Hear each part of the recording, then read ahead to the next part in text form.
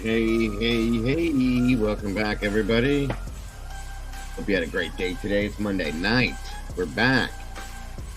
Taking a trip back on over to Idaho. There's another document drop, and it looks like there's a new hearing coming, and we're here to talk about it. So thank you all for joining me. Thank you so much for joining me. Let's get this show on the road. Here we go. Boom.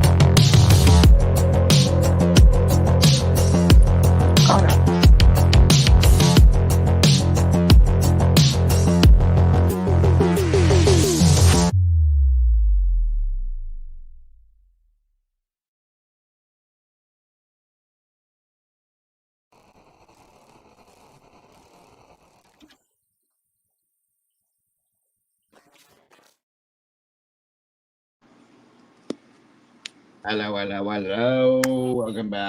Welcome back. Hello, Miss Clue and Mr. Cletus. How are you tonight? What's up? What's happening? What's going on, everybody? Welcome back. What Once does your again, shirt say?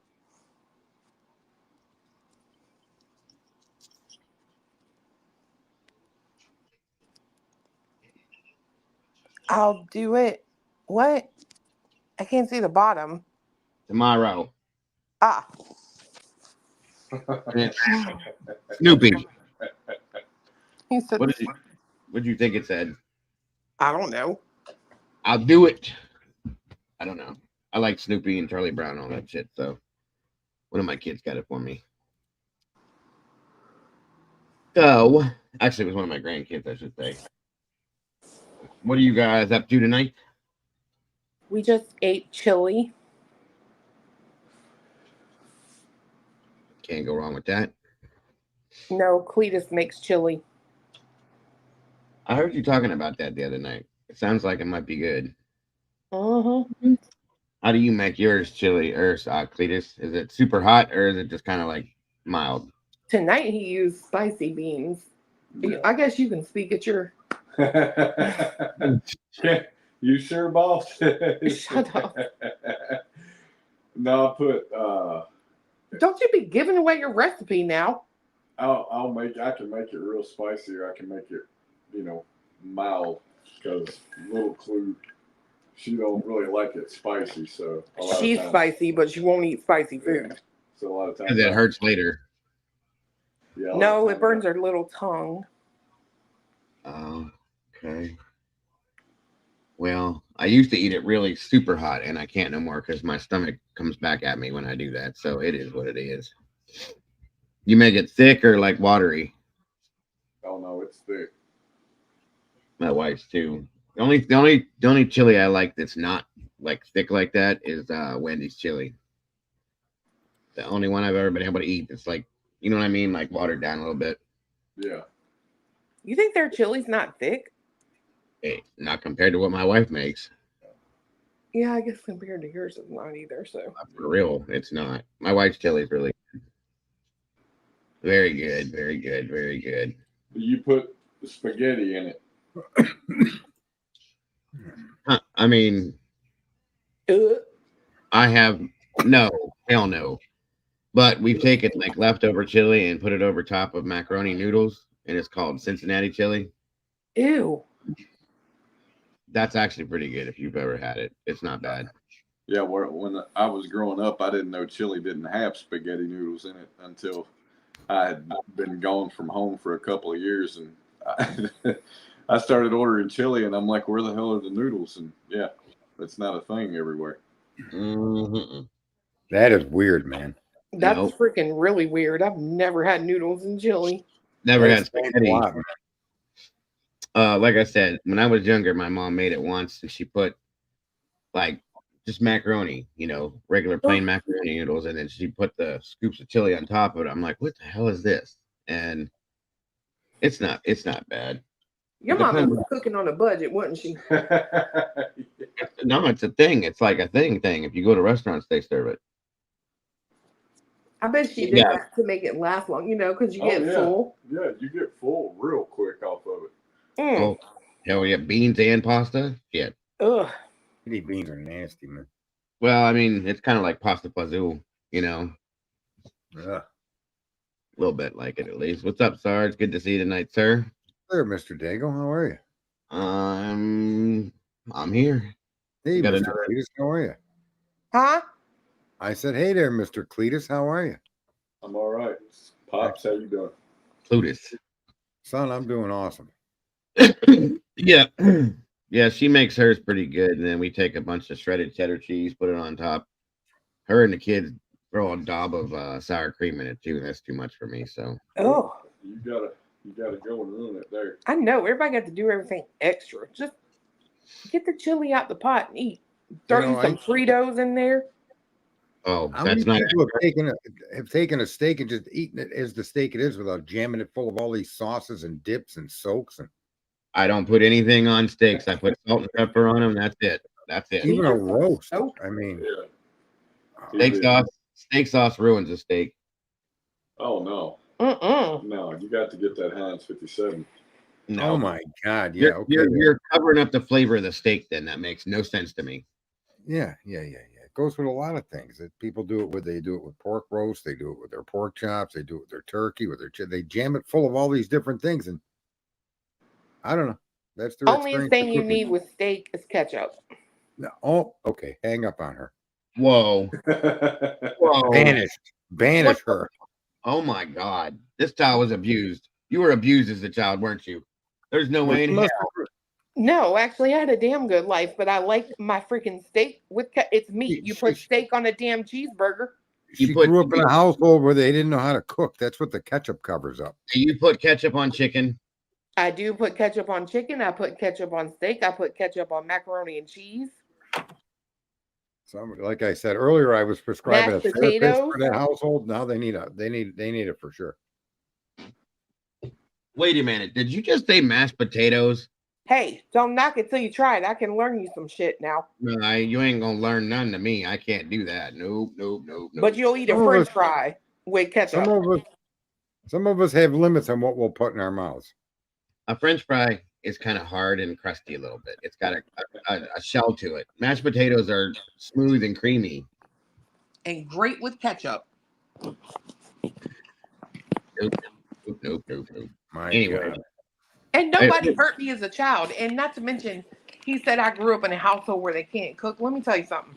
We ate out all the time. Like literally never ate at home. I'm talking about steak houses, whatever.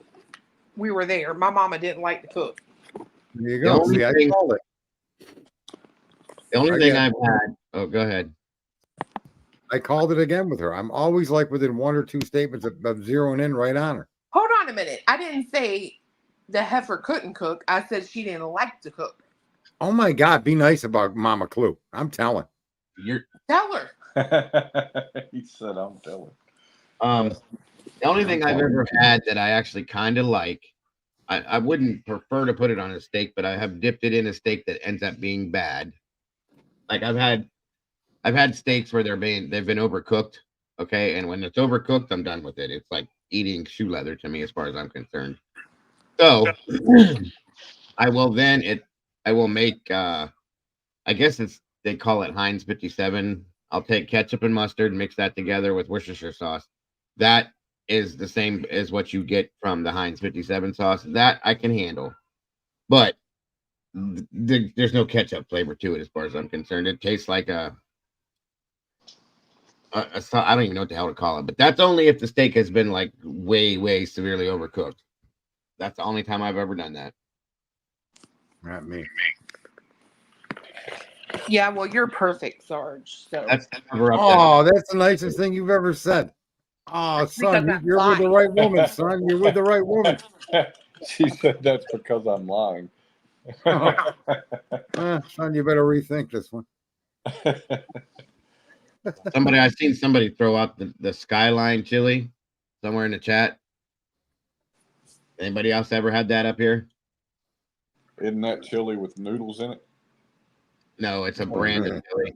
You're thinking of Cincinnati chili. That's what I was talking about. Skyline chili is so hi.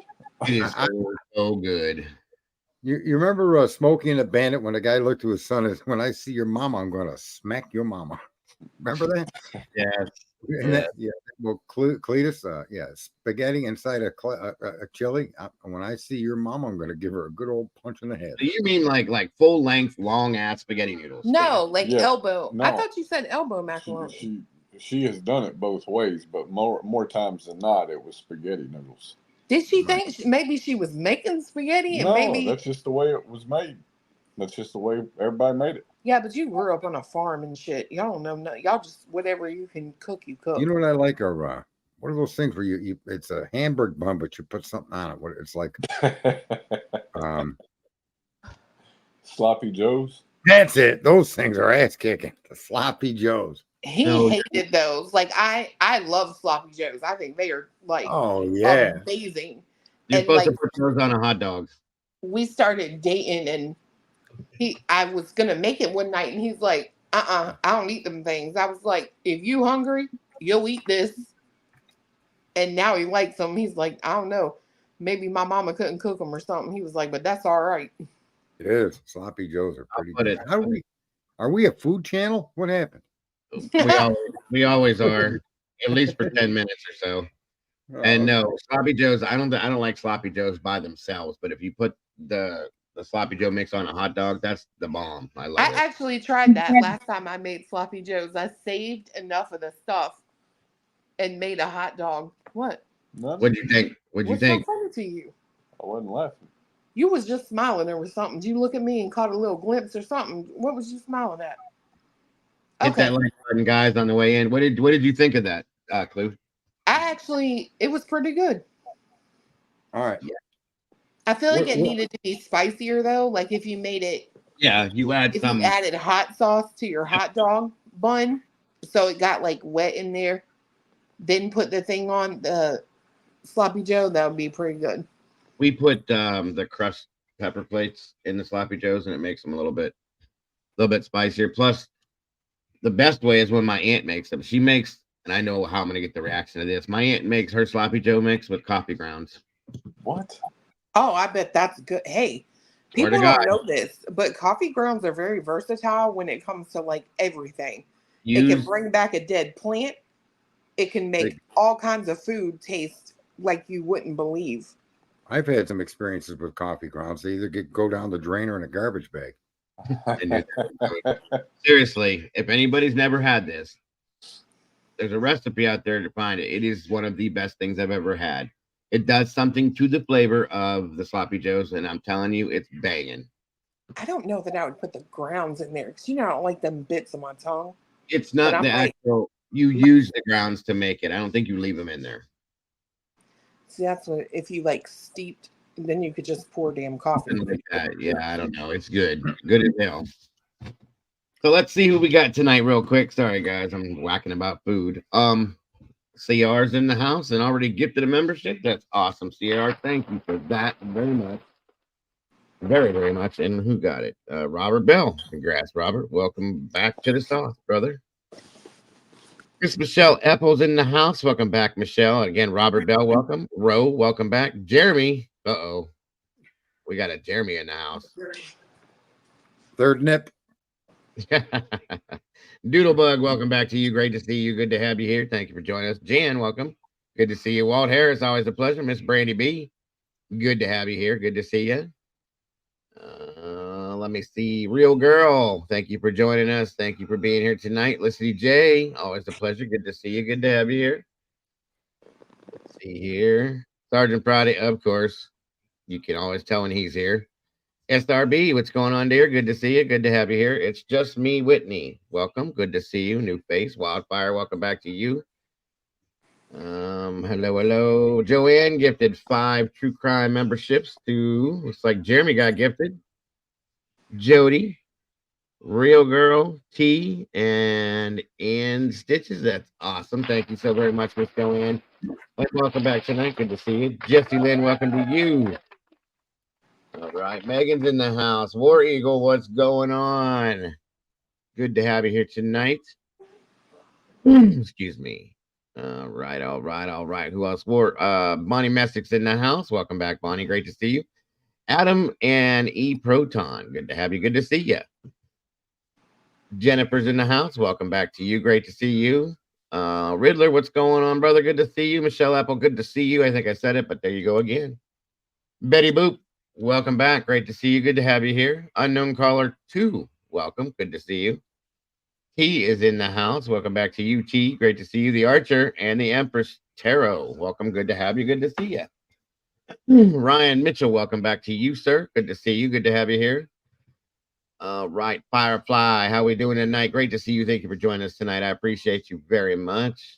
All right. Unknown Caller 1. We have 2 of them. Okay. Miss Val, good to see you. Hope Floats is in the house. Doodlebug, what's going on? Great to have you here. Great to see you. All right. Let's see. Felicity J, always a pleasure. I was telling my wife tonight I wanted waffles. I'm craving them really bad. Ever since Sarge talked about them, I can't let go of it. Welcome back. LA, good to see you tonight. Thank you for joining us.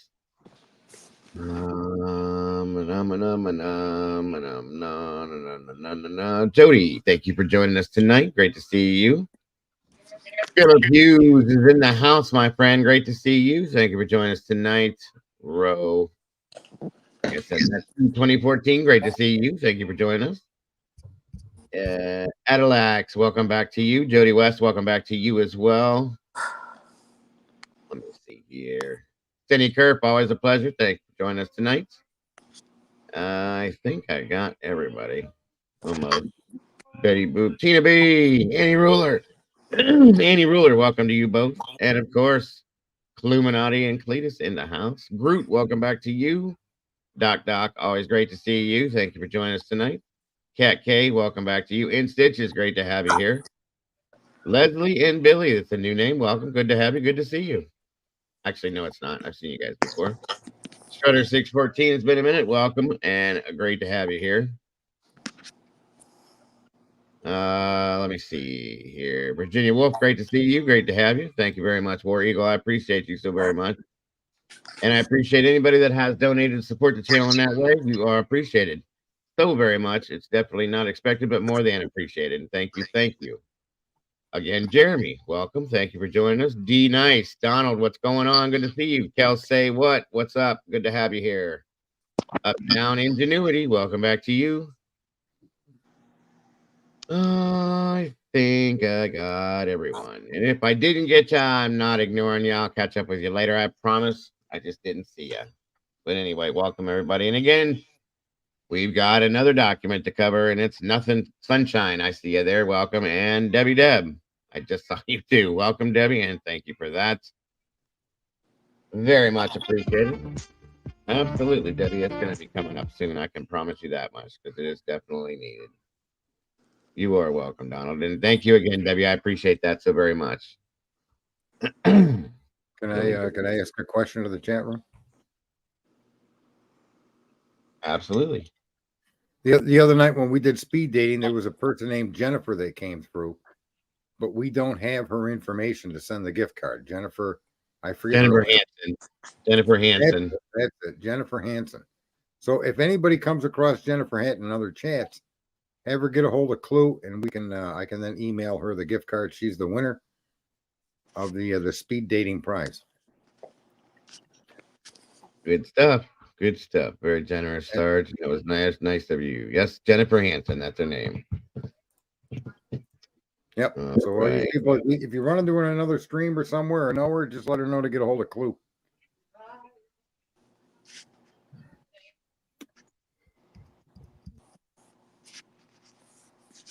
All right. By the way, if anybody happens to see Eddie around,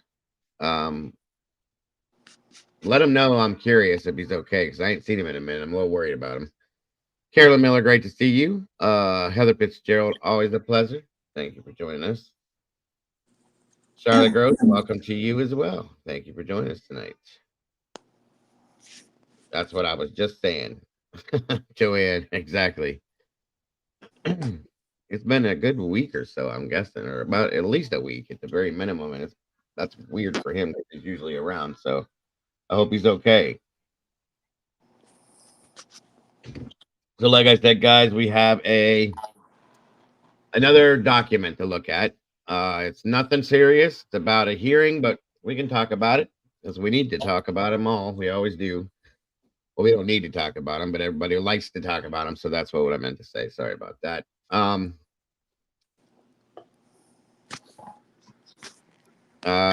don't know, Jennifer. Hold on a minute. Let me check something. Everybody's been saying that since yesterday. How many people are seeing these crazy commercials like mad? What, across your screen? No, I guess they're getting ads like crazy, and I have no control over them, other than I have it set on the lowest setting to be sending them to you guys. I can't turn them off though. We haven't had one yet, have we?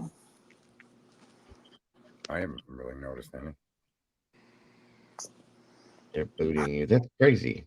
Where are the ads showing up? Where are they showing up? They're just popping up they'll show up on the screen if you don't have YouTube Premium. Oh. We don't have premium, and you're on the TV, and I don't see any. Somebody said that YouTube has been crazy for 2 days, and Facebook. So I don't know what's going on. Maybe it's a glitch or something they're having. I'm sorry, guys. Just click them out. If they're bugging you, click out of them. It don't bug me. I'll survive. Especially if they're coming in like too much. That's insane. They don't think about that. CZ, what's going on?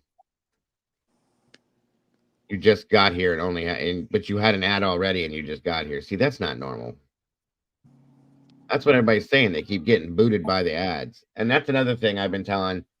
I found out from some other creators that some people, if you're subscribed to a channel, have been being unsubscribed. So check your subscriptions if you want to be subscribed to the channel and make sure you're still subbed.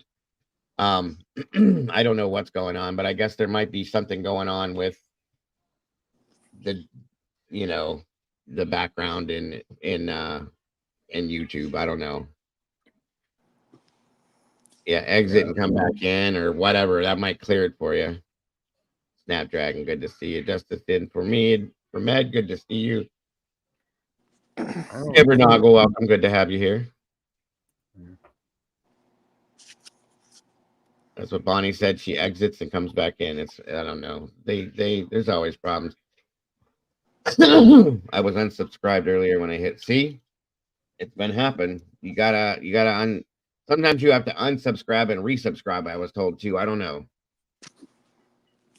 Yes, Jesse, I am. Thank you and welcome. Good to see you tonight. Are we in the algorithm? We are 102. You guys rock and roll. That's awesome. I wish we could have done this afternoon with that other case. Yoy.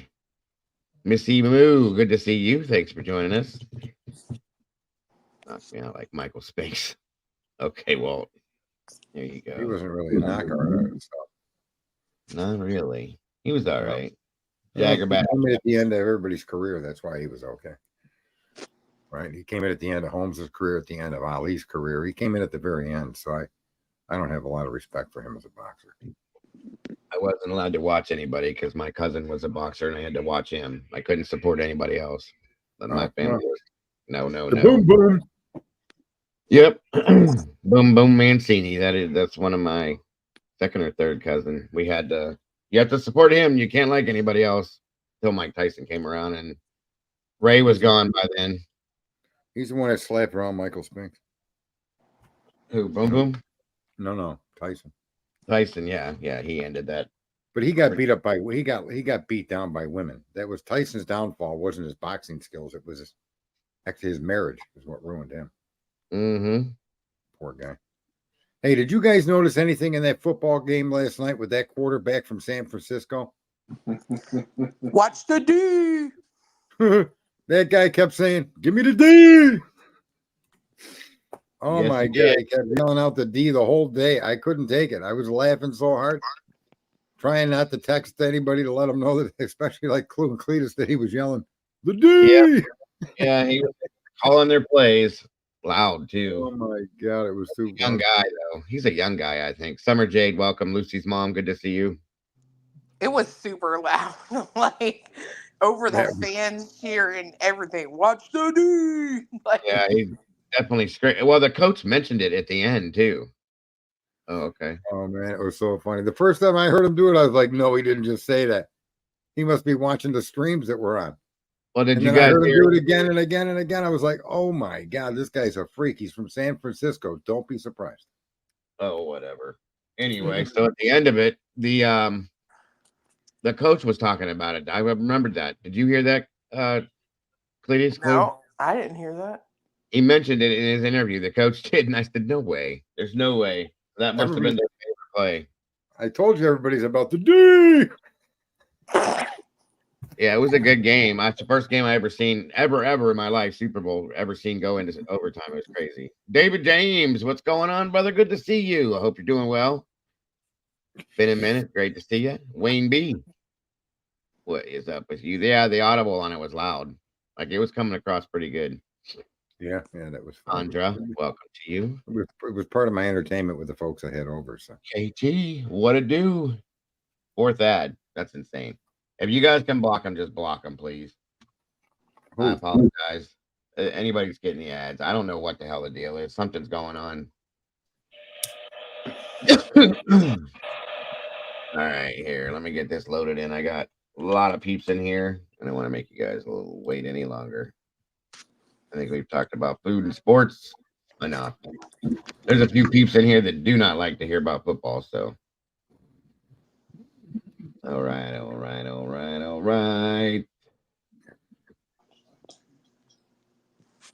Oh, shit. Okay.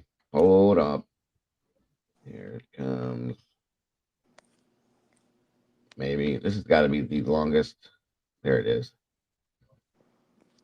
All right. This was filed as of the 12th. Oh, wait a minute. Yeah, this is the one. All right. Megan just asked the salaries of the college president. The salaries are going to be dependent on overall tuition, and I'm not surprised it exceeds the president of the United States salary. Yeah, some of them. Making sloppy joes. Hey, good stuff. Don't give a shit about piss but the tide. Hey, roll tide, roll. That's right. Are this duck wild? Not really. This doc's actually kind of boring, but I guess it depends on what you read into it. Gray Pearl, what's up? Jilly Bean, welcome back. Good to see you. So, as you can see, order setting hearing, okay, based on the defendant's motion to allow certain experts and investigators protected access to view IGG material. The defendant's motion requesting clarification of the sealed order for disclosure of IGG information and protection order, and the state's request for scheduling order. The court orders the following. Welcome, Noel. Good to see you. Excuse me. Hearing on the above motions is set for February 28th, 2024 at 1 p.m. Pacific time. This hearing will be open to the public, surprise, and will be live streamed on the court's YouTube channel. As to the scheduling, counsel shall be prepared to address scheduling, both a briefing schedule and oral argument on the defendant's motion for change of venue. A discovery cutoff deadline, expert disclosure. Wait a minute. Change of venue, a discovery cutoff deadline. Okay. Expert disclosure deadlines, and deadlines for filing any pretrial motions, such as motions to suppress or motions and limine in dates for a trial. So they're going to discuss a little bit of everything, and this is wide open to the public, supposedly. Hopefully it all goes through, so we'll be live with it February 28th, 1 p.m. So it'll be about 3 o'clock for us here Eastern time. I do believe that's how it runs. Wait, what? And Hold on. 1 p.m. How in the heck? Okay, I'll let you finish. No, go ahead. What were you gonna say?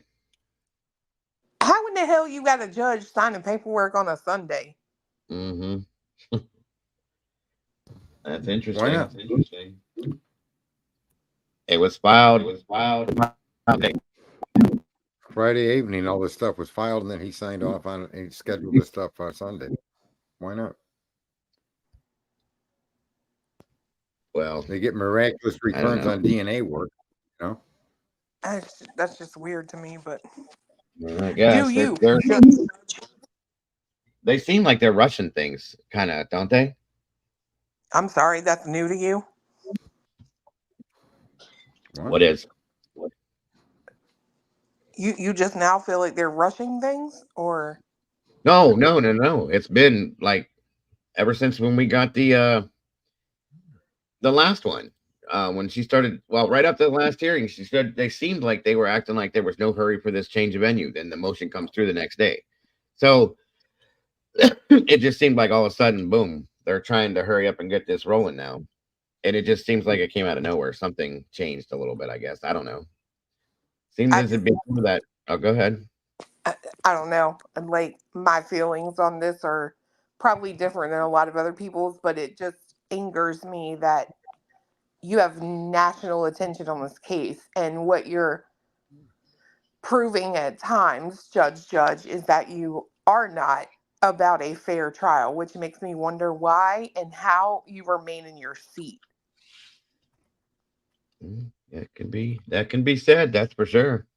Because I mean, both sides, prosecution and defense, last time were like, we're having trouble getting things from the other agencies we're working with, but yet you are like hell bent on scheduling this thing and moving forward, even before they have all the info. That's crazy. Mm-hmm. Well, that filing though, it puts it plain. There's going to be deadlines for the submission of information to the defense. So if you read down to the bottom, that hearing should be quite comprehensive. Yeah, giving deadlines for discovery, deadlines for motions to suppress. And if you go down and read that last paragraph, that's a pretty full hearing. Yeah, right. Motions to suppress and motions and limine dates for the trial. That's pretty comprehensive there. Yeah. Well, and I forgot to that at that last hearing, he was saying how he wanted to try to get the trial scheduled. So that does make some sense. Maybe, I don't know. Right. But the problem, the problem for me is if it's not the prosecution that's holding things up, like putting a deadline on it may not help. You know what I mean? Mm-hmm. You can extend deadlines though with motions. So a deadline isn't a deadline in the respect of its term. It's a suggestion, right? So if he decides he wants to trial August 2025, they can all agree to that. But prior to the trial, or even the prosecution could file extensions, push it back. Well, it says, as the scheduling, counsel shall be prepared to address scheduling, both a briefing schedule and oral argument on the defendant's motion for the change of venue. So that's going to be talked about, but I thought that was already denied. So I don't know. A discovery cutoff deadline, expert disclosure deadlines, and deadlines for filing any pretrial motions. So they're taking it all in, I guess, on that one day. Right. See, I don't really agree with what True Crime Time says. They said that the defense is the one holding everything up. Per the last court hearing, that is not the way that sounded. It sounded as if the FBI or ISP, whatever outside agencies they worked with, are the ones that can't get Mm-hmm. the paperwork to the prosecution, therefore to hand to the defense. That's how I gathered from it too. I mean, unless I heard it wrong, that's what I thought. Because I remember they were both stating, well, she said that the prosecution is handing over things as they get them. That's Right. not an issue, but they're just not getting everything from whoever they're getting it from prosecution wise. So that's how I took it, I guess. Like I said, unless I was hearing that wrong, that's what I thought too. No, that's definitely what Yeah. they were saying. And I think 11 requests for the same information, which is the two basic points. One is, how did you come to my client? And two, where's this work you did to decide it was my client? Those have been what she's been asking for, in essence, for the last year. So the idea that's the defense stalling is, I don't see any real strength to that. The Well, you got prosecution stalling seems to me to be actually what's happening. and what True Crime Time said, you got to kind of take a step back real quick because you said she's asking for items they don't have. That in itself poses a real freaking issue in my head because you definitely talk about referencing cast and all that in your PCA. Mm-hmm. How do you only have a draft? Well, Right. that's the point. And then she also just said, which I didn't know you could even do this. That's new to me. The change of venue hadn't been decided. They may not change the venue. They might bring in an outside jury. See, I didn't know you could do that. I thought you had to take the whole trial to a different area to do something like that. That's interesting to say No, the they least. can do that. They can like pull jurors from outside of the district in order to broaden Mm-hmm. their jury pool, right? Okay. And I think she's responding to what you said, and she said that isn't what I mean. As far as this stuff, like what you were just talking about, I'm guessing. I read it too, and I thought that's what she was referring to. Maybe it's just there was a typo or something. I don't know. The defense also has to be prepared for the DS part if it comes down to that. Okay. And the change of venue, I don't think is even going to be valid in this. I don't think they're going to be awarded a change of venue or an outside jury, honestly. I don't think it's going to be a change of venue because they really want to keep it there. Yeah. They've stated that they think that Moscow, Lake County deserves to have it there. I get it, it's a good argument. So I think that they can do that makes a whole lot of sense. And then she said, Ann said that the prosecution didn't have and may not have because it doesn't exist. Okay. I don't remember that at all. I remember Bill Thompson stating that we're having trouble getting it from the outside agencies. So yeah, I agree. You're right on that one, Cliff. But my hearing could be off, so maybe I'll watch it again. No, you're specifically correct on that because he said he had the draft for the cast, and he had said if it wasn't that hearing, it was a previous hearing that a lot of the problems are coming from the agencies that they work with, providing them the information. We can't give you what we don't have. There's the famous comment from Mr. Santa Claus. Mm-hmm. Oh, you're right. All right, Jody. Try to knock them out if you can. Like I said, I don't have anything. There's nothing I can do about it. I don't know why they're doing this like this. I'm not getting the ads they're saying. I don't have a paid membership either, and I'm not getting any ads. I keep both StreamYard and YouTube up. I watch the YouTube chat room, and I don't have any ads. Right. We haven't gotten any either, and we got it same as you watching on YouTube and the phone for StreamYard. Yeah. So it's definitely, but that bottom paragraph says it's going to be a pretty full hearing. And if they can satisfy these things, I think that would be awesome. A discovery cutoff, expert disclosure deadlines for filing any pretrial motions, such as motions to suppress. I think all of that It's fair, and those deadlines should be clear. And I think, that we'll have to see how it comes out on what is this, the 28th? This is going to happen. Yep. It should be a good hearing because those deadlines, I think, should have been put in place prior to now. Personally, I think it's taken too long to get the judge to make these decisions or even entertain these questions. He's let the prosecution slog around with, I don't have it. They didn't give it to me. The delivery guy was caught in the snow and he's in Florida. I mean, Well, like what I are your said, reasons for not giving it? I have no. I mean, I don't know what. I'd like to know exactly what they're still waiting on. That's my opinion. Or my question, not opinion. Sorry. Like complete. Like what exactly they don't have completely yet is what I mean. Well, I think the bigger question is why? Why don't you have stuff that she is specifically asking for, which Mhm. is obviously stuff that you guys have referenced as part of your investigation? Why is there such a problem in handing it over? Right. Like the And she, IGG, I get and I understand, and I know people are excited because the judge ordered a handover of the IGG info. I don't get excited about that because I don't know what exactly he ordered them to hand over. It could be useless. Mhm. But the rest of the stuff are things that they've obviously used to build their case. So what is the problem in handing them over?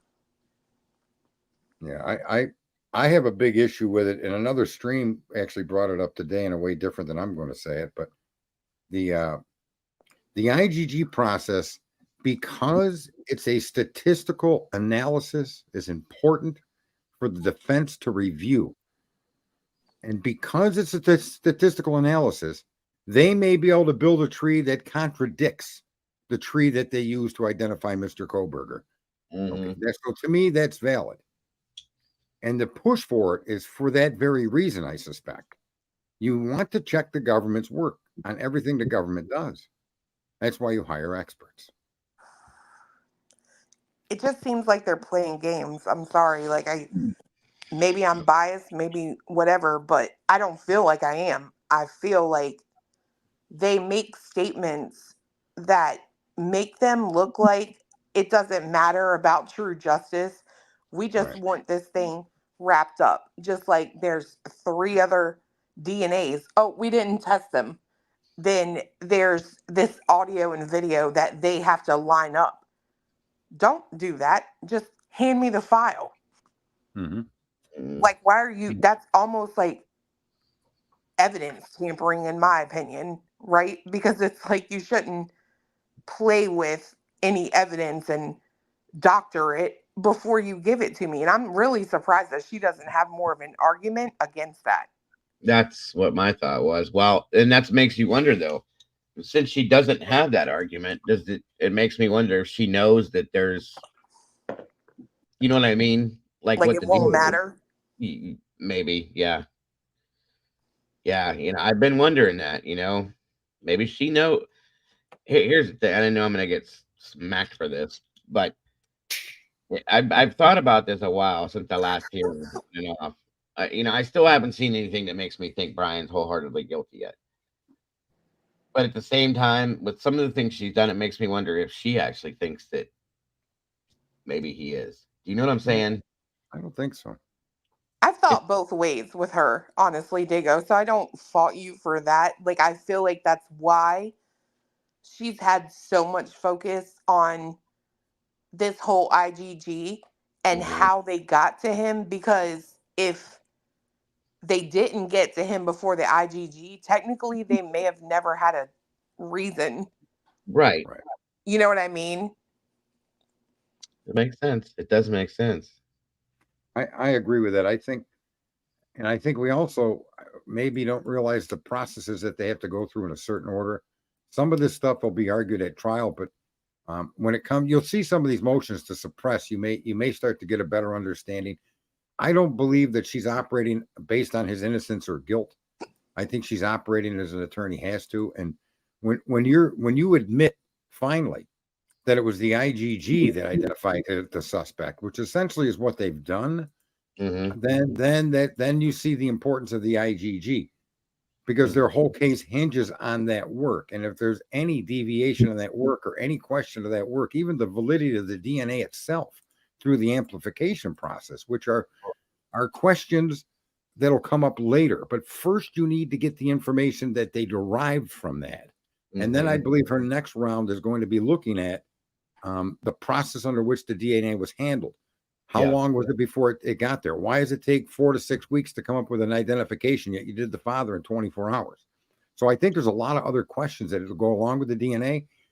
But I think you need to start with, how did you come to the DNA? How did you get to this conclusion before then the next round of questions come out, which are trying to eliminate the DNA as evidence, right? Yeah, right. And there is a stream out there that's beating up Ann, thinking Ann isn't doing the right thing, but I think it's all a progression and steps and baby steps forward as you go through the process. And we're now finally, especially with this motion should give the process an urgency so that we can start to understand more what's going on as time, not a lot of time, but as time moves forward.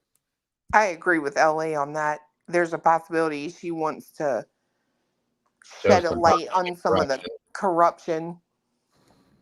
Yeah. And then I guess Salty says that she believes the motion to suppress the sheath should be coming soon too.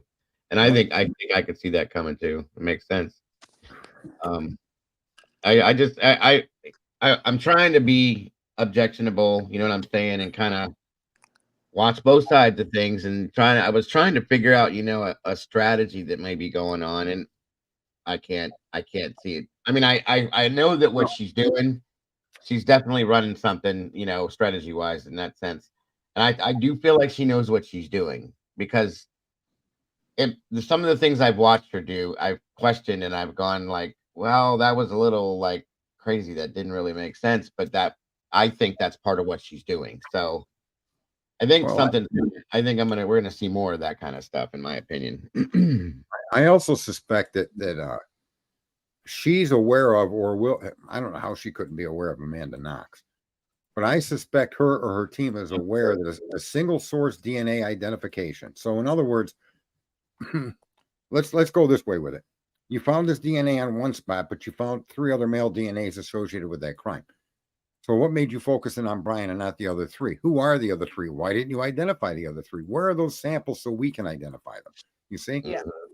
And in every case where there's been an overturning of a conviction, it's always tied to additional transfer type DNA being found at the scene, but not used and even disclosed sometimes to the defense. And that's why a lot of people have gotten off on the transfer DNA convictions, because there's other DNA involved here that the prosecution decides isn't necessary to keep or even look at. With the other DNAs, we don't even know that they were transferred. It could be something else. And that's what I was questioning, that, like, because it was never stated. It could be blood or something, you know what I mean? Like actual DNA rather than just that transfer DNA. So right, like it could be saliva, like blood, nut butter. I mean, that's what hair. If it's such a minimal amount, that would be weird though to me. You know what I'm saying? Well, they took the most minimal amount, as we understand it, from the button snap, and they used that to build a profile through Othrum's specialty software, right? So regardless of how small the sample is, if they didn't send it for testing and a makeup like they did Brian Kohlberger, you have to ask why.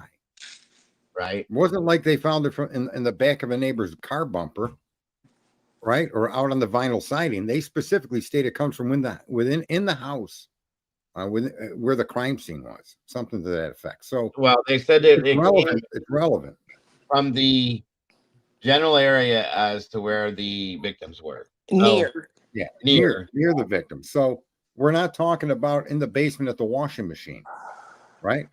No.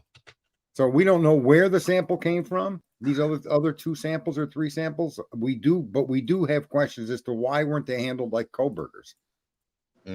Well, and again, they keep going back to there wasn't enough there. There wasn't enough there. That's hard for me to grasp. I mean, there was enough for Othram. That's what I was saying. I mean, there was enough to get that part, and I guess I understand. I read into that thing. I read that actually, looked that up directly.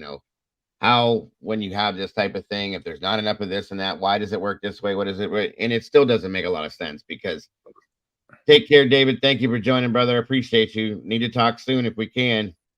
I hope you're doing well. Well, like in the Amanda Cox case, there was transfer DNA on a bra strap, right? And that person was not considered part of the crime, or no, that person was charged with the crime, but in fact, that transfer DNA was fully explainable. In this case, Koberger may have that hurdle may be explaining how it got there. But I think what they're trying to do is show that their conclusion is Koberger effed up through their genealogical work, and they're going at it that way first. Well, and I will say this too, with it being so gagged or whatever and quiet, we don't even know that there wasn't more of Koberger's DNA there.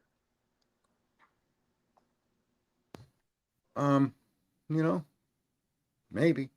I don't. I think they would have came up with something more than a single source male DNA. I suspect they would have said they sent samples of a single source DNA found in multiple locations. They specifically went out of the way to say other male DNAs, unidentified males. I don't think they would. Considering they did mention that, I think if they had more of his, they would have said, like, we found the DNA we extracted from the knife she compared to the other 5 DNA samples we found, 2 of them matched, right? How are we in here? Dago's gone. He's here. Oh no, he's gone. Sarge. I'm seeing him on YouTube shaking his head. That's why. Now I went back to StreamYard and clear it's just you and I. And Cletus, son. And your face went away. My face went, well, I don't know if that's such a bad on the TV. Yeah, that's probably not such a bad thing for some of the viewers. I got a radio voice, right? Isn't that what you said? I got a radio voice. I don't need an image. You got a face for radio. That's what it is. Yeah, that's what she said. That was so kind of her, too. I didn't say that. One of us said it, I'm sure. Somebody said it. I don't think it was very nice. But that's okay because, I can take it. What was that? That was me crying. Your crying sounds like your actual something is funny laugh. That's funny. Damn. So critical on poor Sarge. Who is that guy? I would talk. Grade. Anyway, so yeah, this is interesting. It's starting to unfold. I think this hearing should be nice because if we get deadlines, that's the beginning of something. I'm so glad I'm not up here by myself, so I don't have to sing. I think the only one in your family that should sing is your daughter.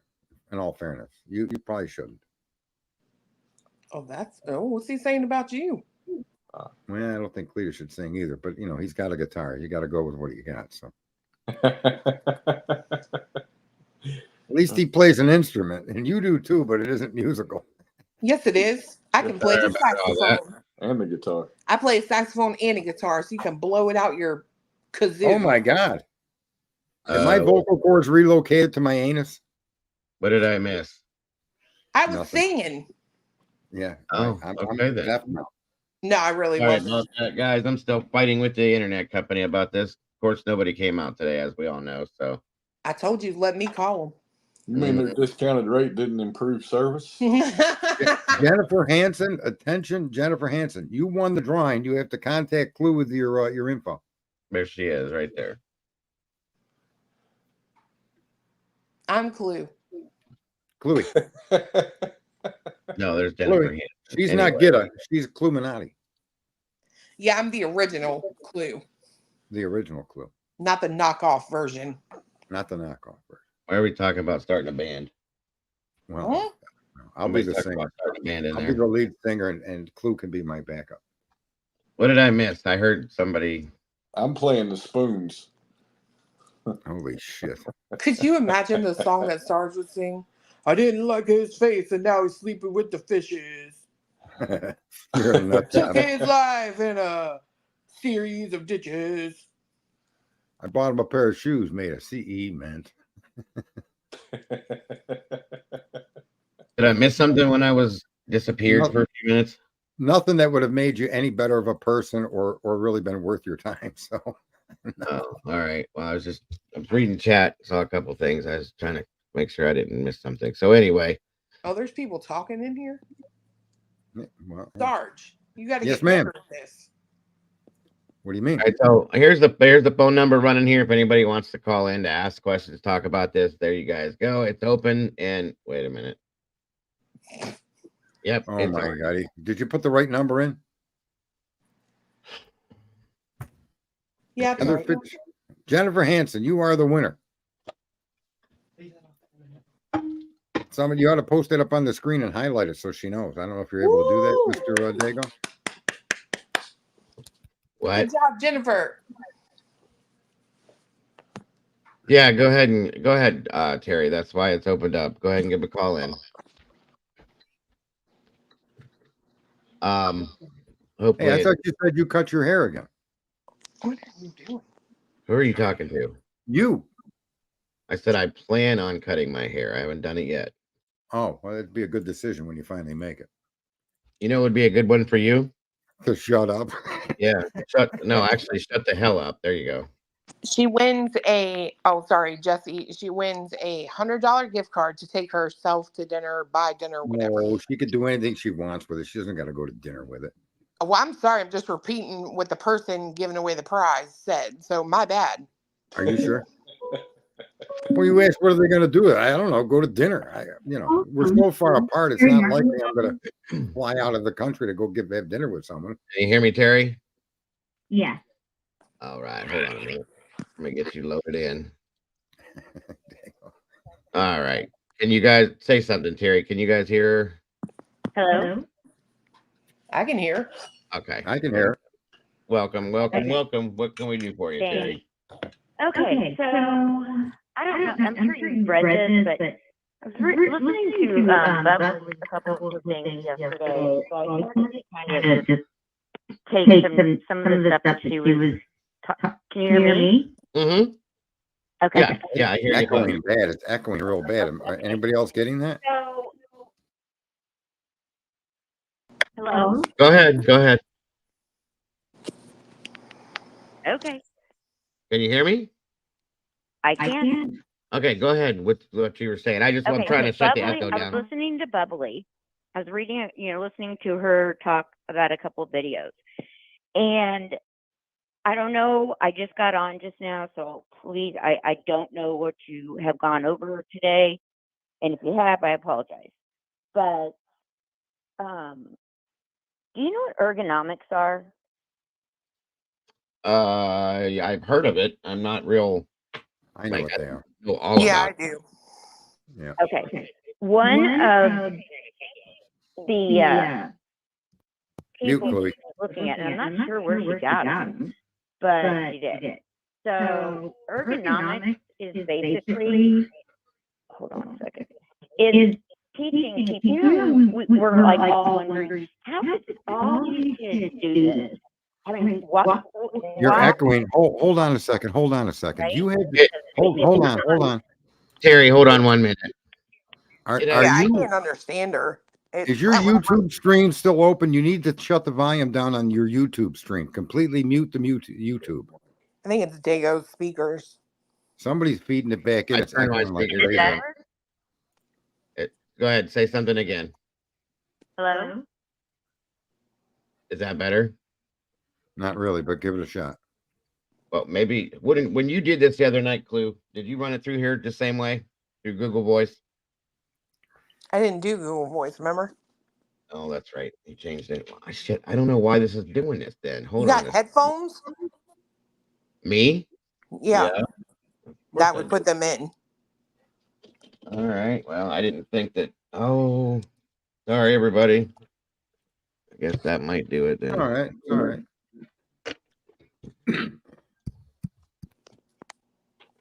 Okay. Terry, can you hear me? Yeah, I can hear you. Oh, shoot. I put him in the wrong spot. Hold on. Dago always seems to get the cords in the wrong holes, and I'm pretty sure it's limited to just that, but one never knows. All right, go ahead, Terry. Go ahead and say something again. Hello? Yeah. Oh, that's great. Okay. Is that good?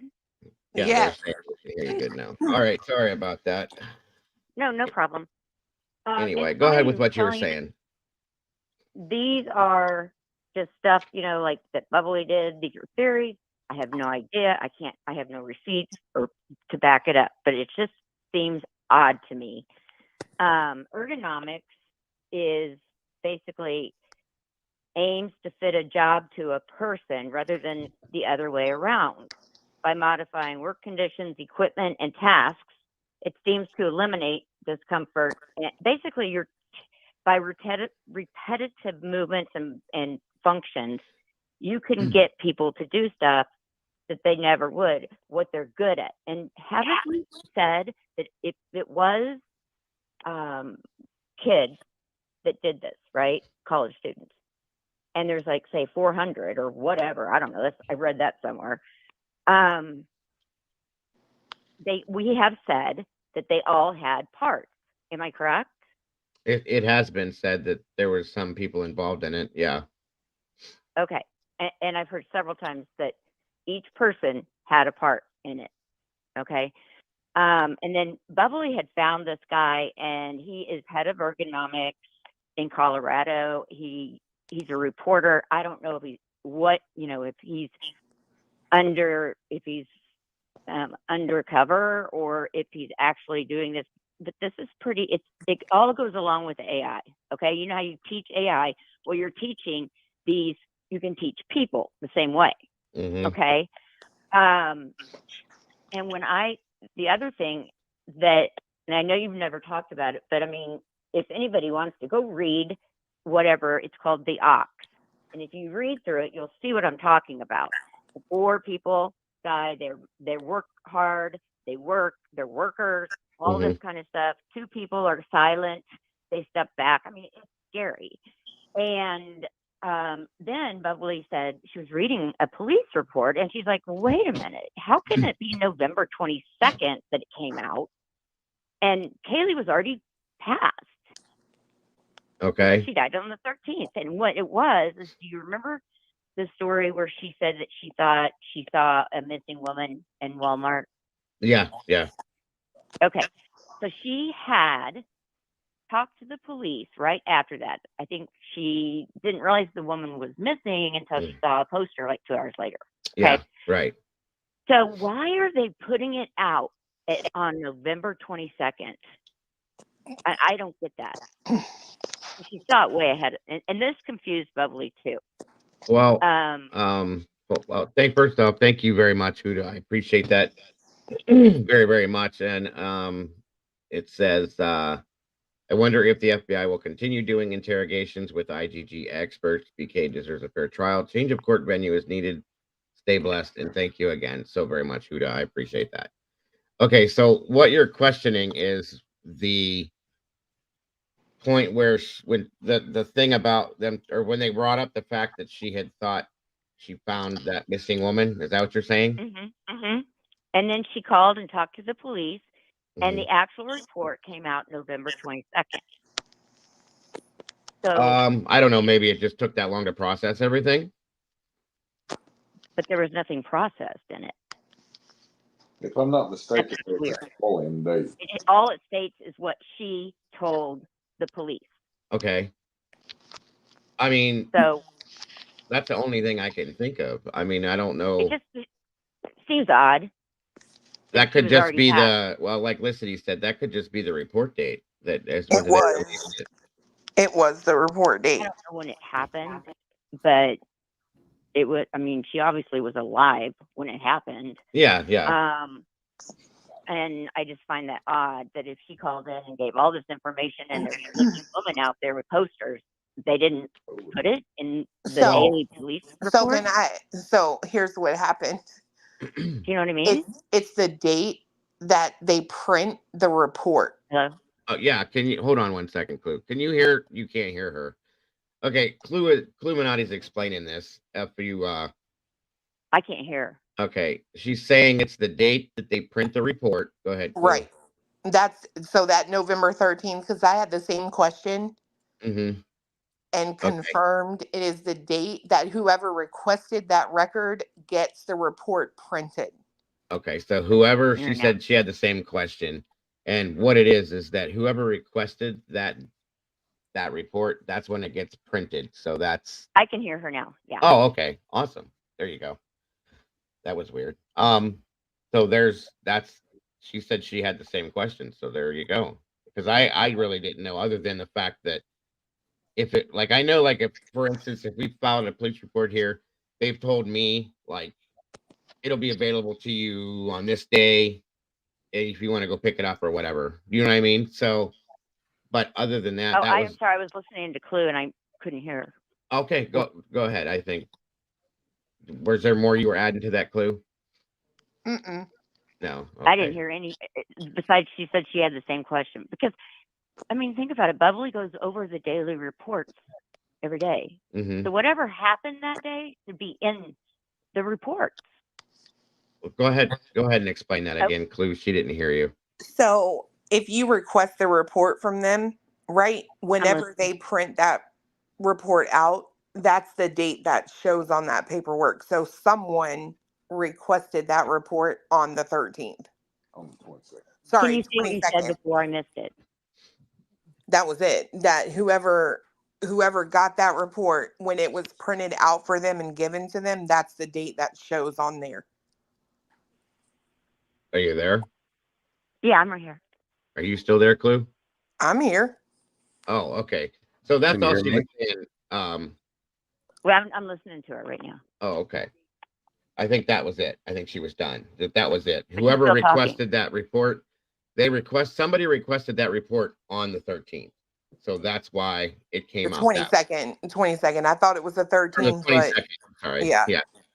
Somebody went in and requested to have a copy of that report on the 22nd. Therefore, it was printed out on that date, is what she meant. Yeah, I'm here. I'm just trying to listen to Clue, and I can't. But I can't hear you because Diego is talking.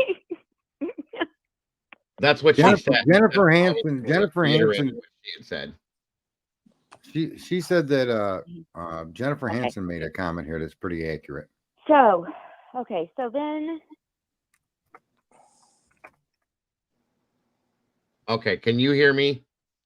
so tell me what it is, why they just So now put it out, or so why they didn't Jennifer is do it right. the 22nd? It was a reporter from Colorado that requested that report. When he requested the report, it was on Okay. November 22nd. That's the date that prints on the piece The of next paper. thing I have, they had chemicals in there, right? And but nobody was going in there with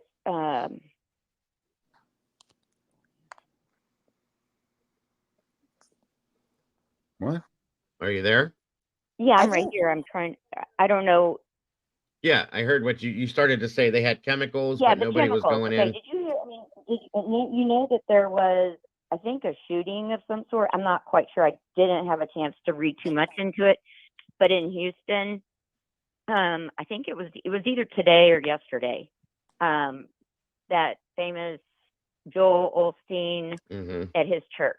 Okay, Right. and they had like chemicals and everything that they had to clean up there too, which makes me wonder why, what's going on with all the chemicals.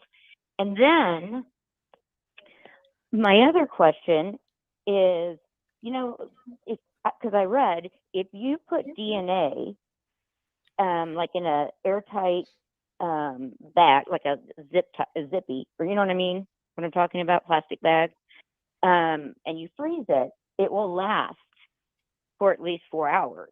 Longer. I'm sorry, that's 4 hours. It lasts longer. It doesn't disintegrate. Could that possibly have been the reason that they didn't make the 911 call, because they wanted to get everything right, and then they wanted to put his DNA, which it would have been easy to get, right, because he was a teaching instructor, in that sheet?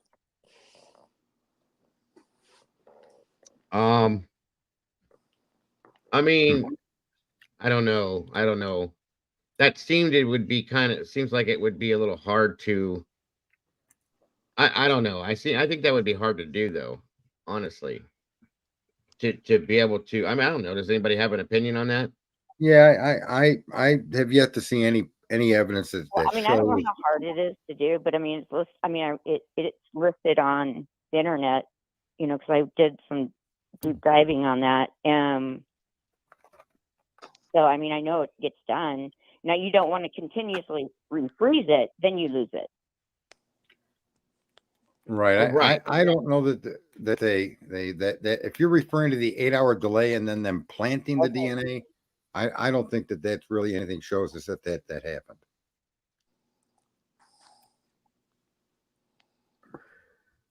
Did you hear that, Terry? He kind of stopped. Oh, were you done, Right. Sarge? Yeah. Oh, okay. Yeah, I think that was all that he was saying, Terry. Okay, I just missed what he said. I only heard like the first 3 words. Oh, okay. No, Say it again, Sarge. That I don't see any evidence that they planted the DNA.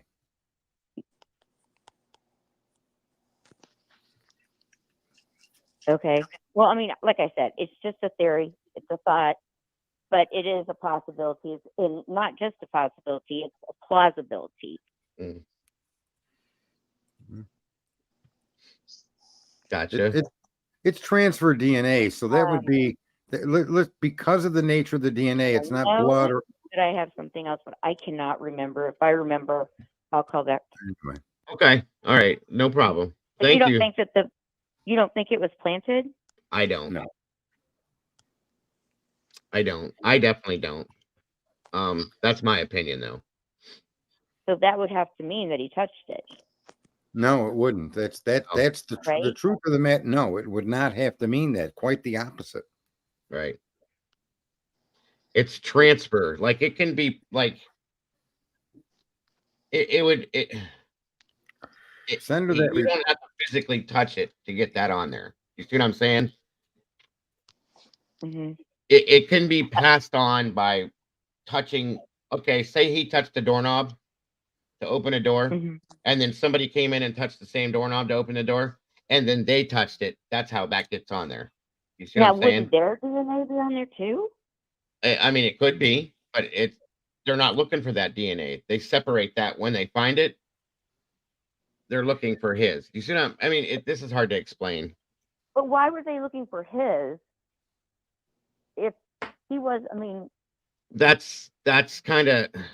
I don't know. Am I saying this the wrong way? Sorry. No, she should read up. She should read up on transfer DNA because transfer DNA can be traveled from one person to the next and end up in places you have never been. So your DNA could end up at my home, okay, on a box of cereal because that cereal may have come from somewhere where you had been before it was shipped when I ordered it. Something crazy, but your DNA could actually be on that box. I guess and go from where you are to where I am. He's looking for his right on, right when they find out. Well, they built the genealogical tree. That's being followed forever. Because I did hear that too, that they've been following him since you read the report. Yeah, it's hard to answer all those questions. It's transfer DNA, and if you read up on transfer DNA, you should see more so look at the crime scene investigators, and they were not fit. They were not in the proper PPE to investigate a crime that's going to depend on microscopic particles. They went in there with windbreakers. They went in there with the same booties in and out of the house. The way that crime scene was investigated, if any of those investigators were anywhere in a location Brian had visited, they themselves could have brought that DNA into the crime scene, and unknowingly, it ended up on the knife sheath.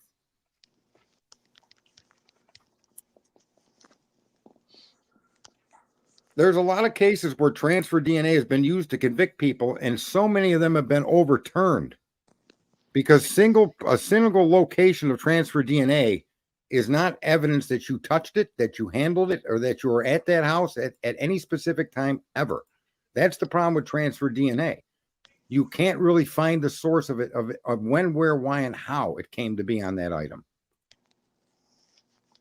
Okay. I guess I just don't know why they wouldn't have had time to do.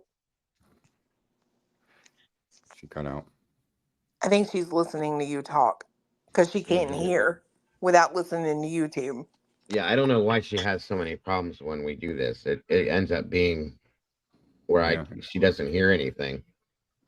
I can hear. I'm just trying to. Is it? Are you on a delay, Terry? Like, does it come to you? You think after we say it? Yeah, I think maybe it comes in a delay. That's why. That's probably why. That's what seems to be. And then here's my. I thought of my last question. Why, so Ann Taylor, to my knowledge, is the only public defender that is capable of trying a capital case.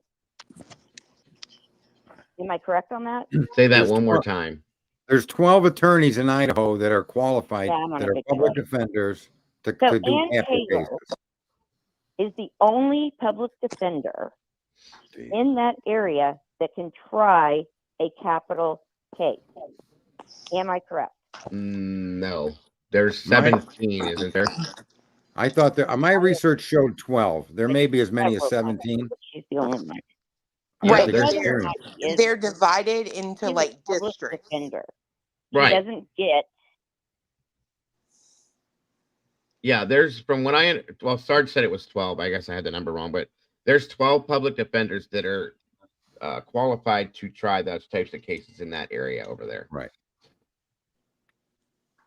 Okay, well, I've heard both. I mean, I've heard that there were 3, and I've heard that she's the only one, but I've never heard the 12. So I don't know where that's coming from. But where I'm going with this is that he asked him, are you happy with your attorney? He said, yes. Mm-hmm. She's a public defender, so she doesn't have the staff. That's why she's so behind. Mm-hmm. And because it is a capital case, the judge would have to find a good attorney because that would be somebody that could try a capital case. Mm-hmm. And they would have a much larger staff to help them.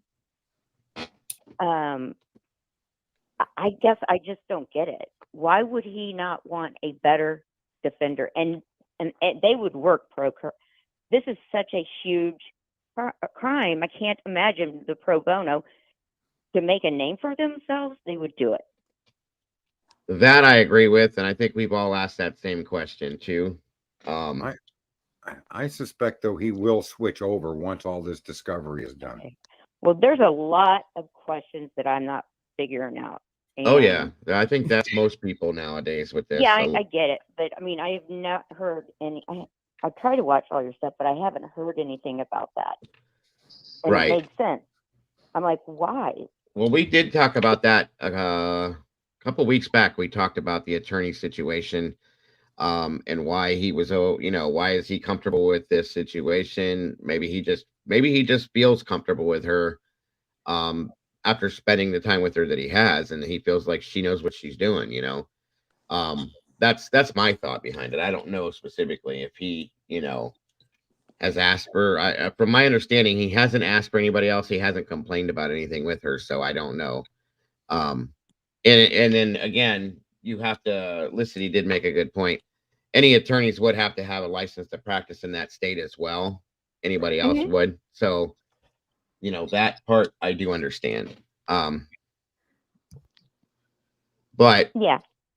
I guess that's really the only answer I could give to that, is that maybe he is just comfortable with her. You know what I mean? But I guess what frustrates me about that is that he may be comfortable with her, but she has such a minimum staff. She can't do all the stuff she wants to do. Right. Do you see what I'm saying? I mean, well, there's other attorneys. She did bring up the fact that she's, behind on some things, has a lot to deal with this and that. And I even made the comment myself during the last hearing when the judge said, well, what can I do to help to get this moving along? And, if I was her, I would have said, give me more people. You know what I mean? Yeah. But that's never been brought up. So I don't know. It's a question. A lot of people are asking that, actually.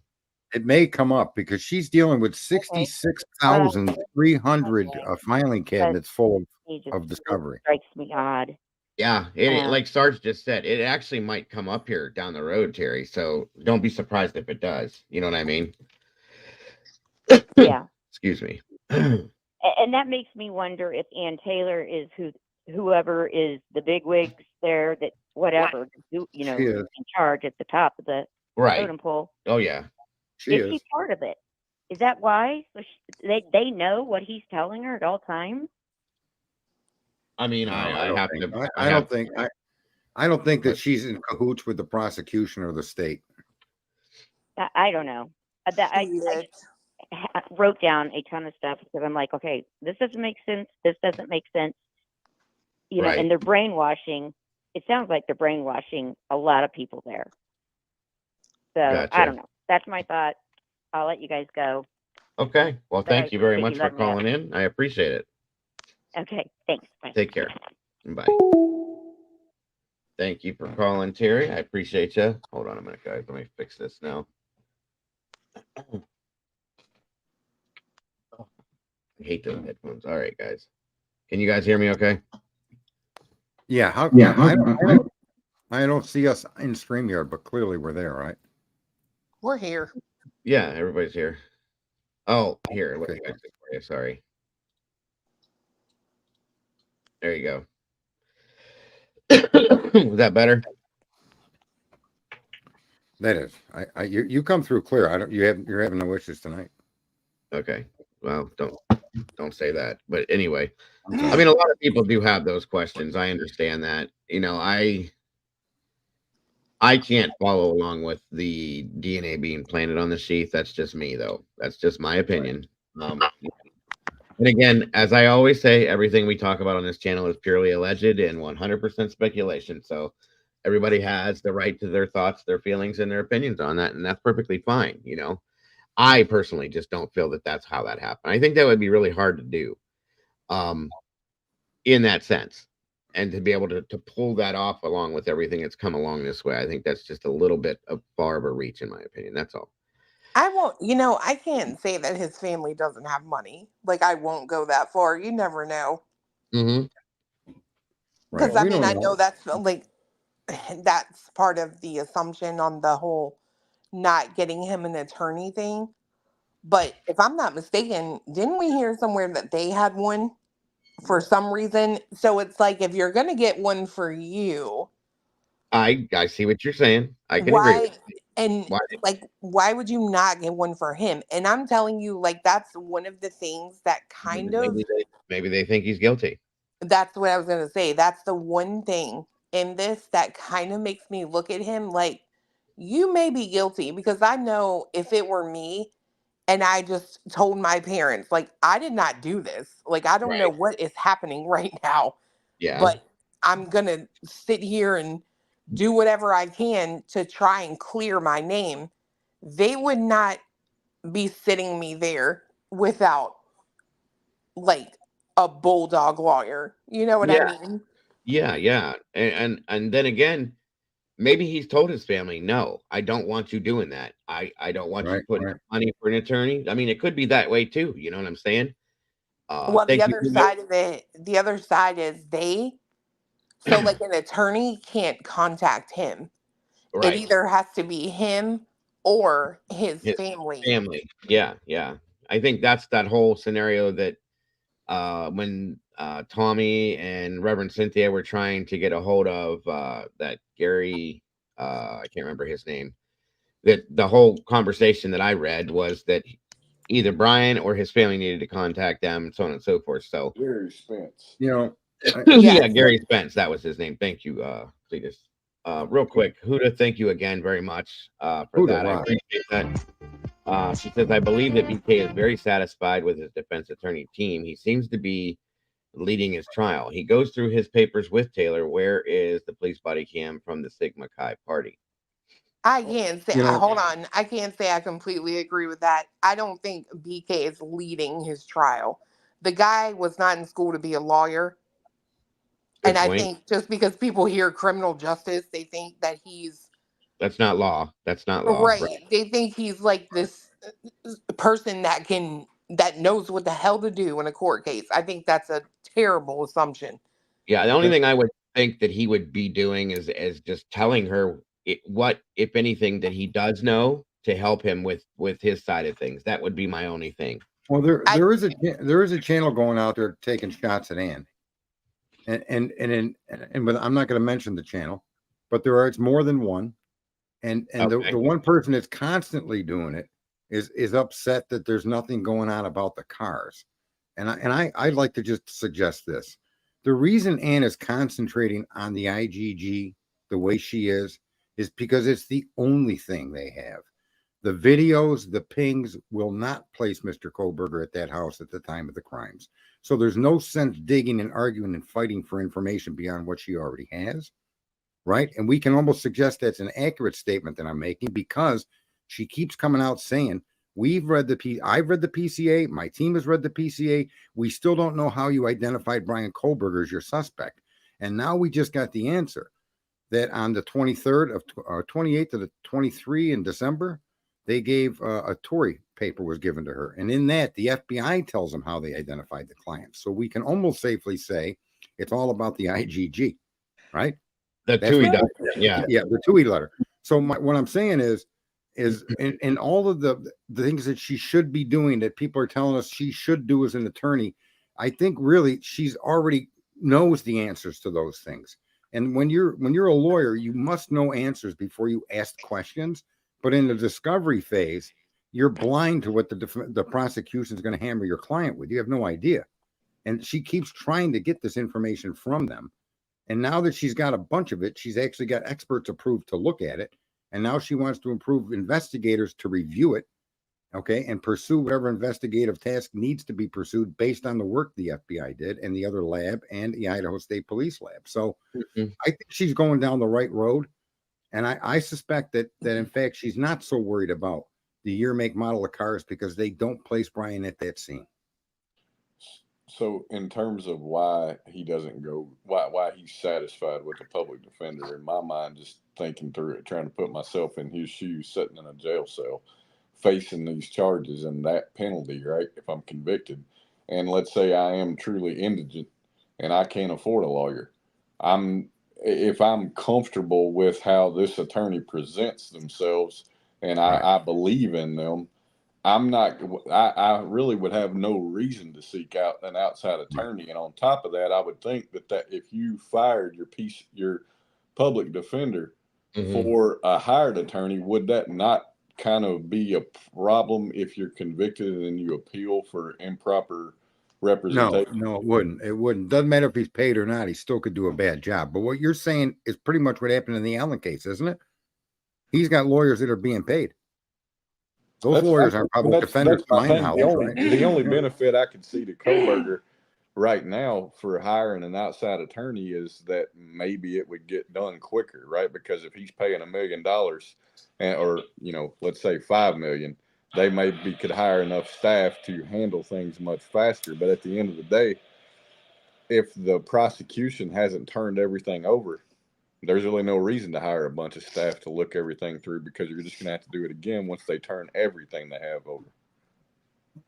Right. That's true. That is true. Yeah. She's doing what she can, and I think she's concentrating in areas that are really gonna.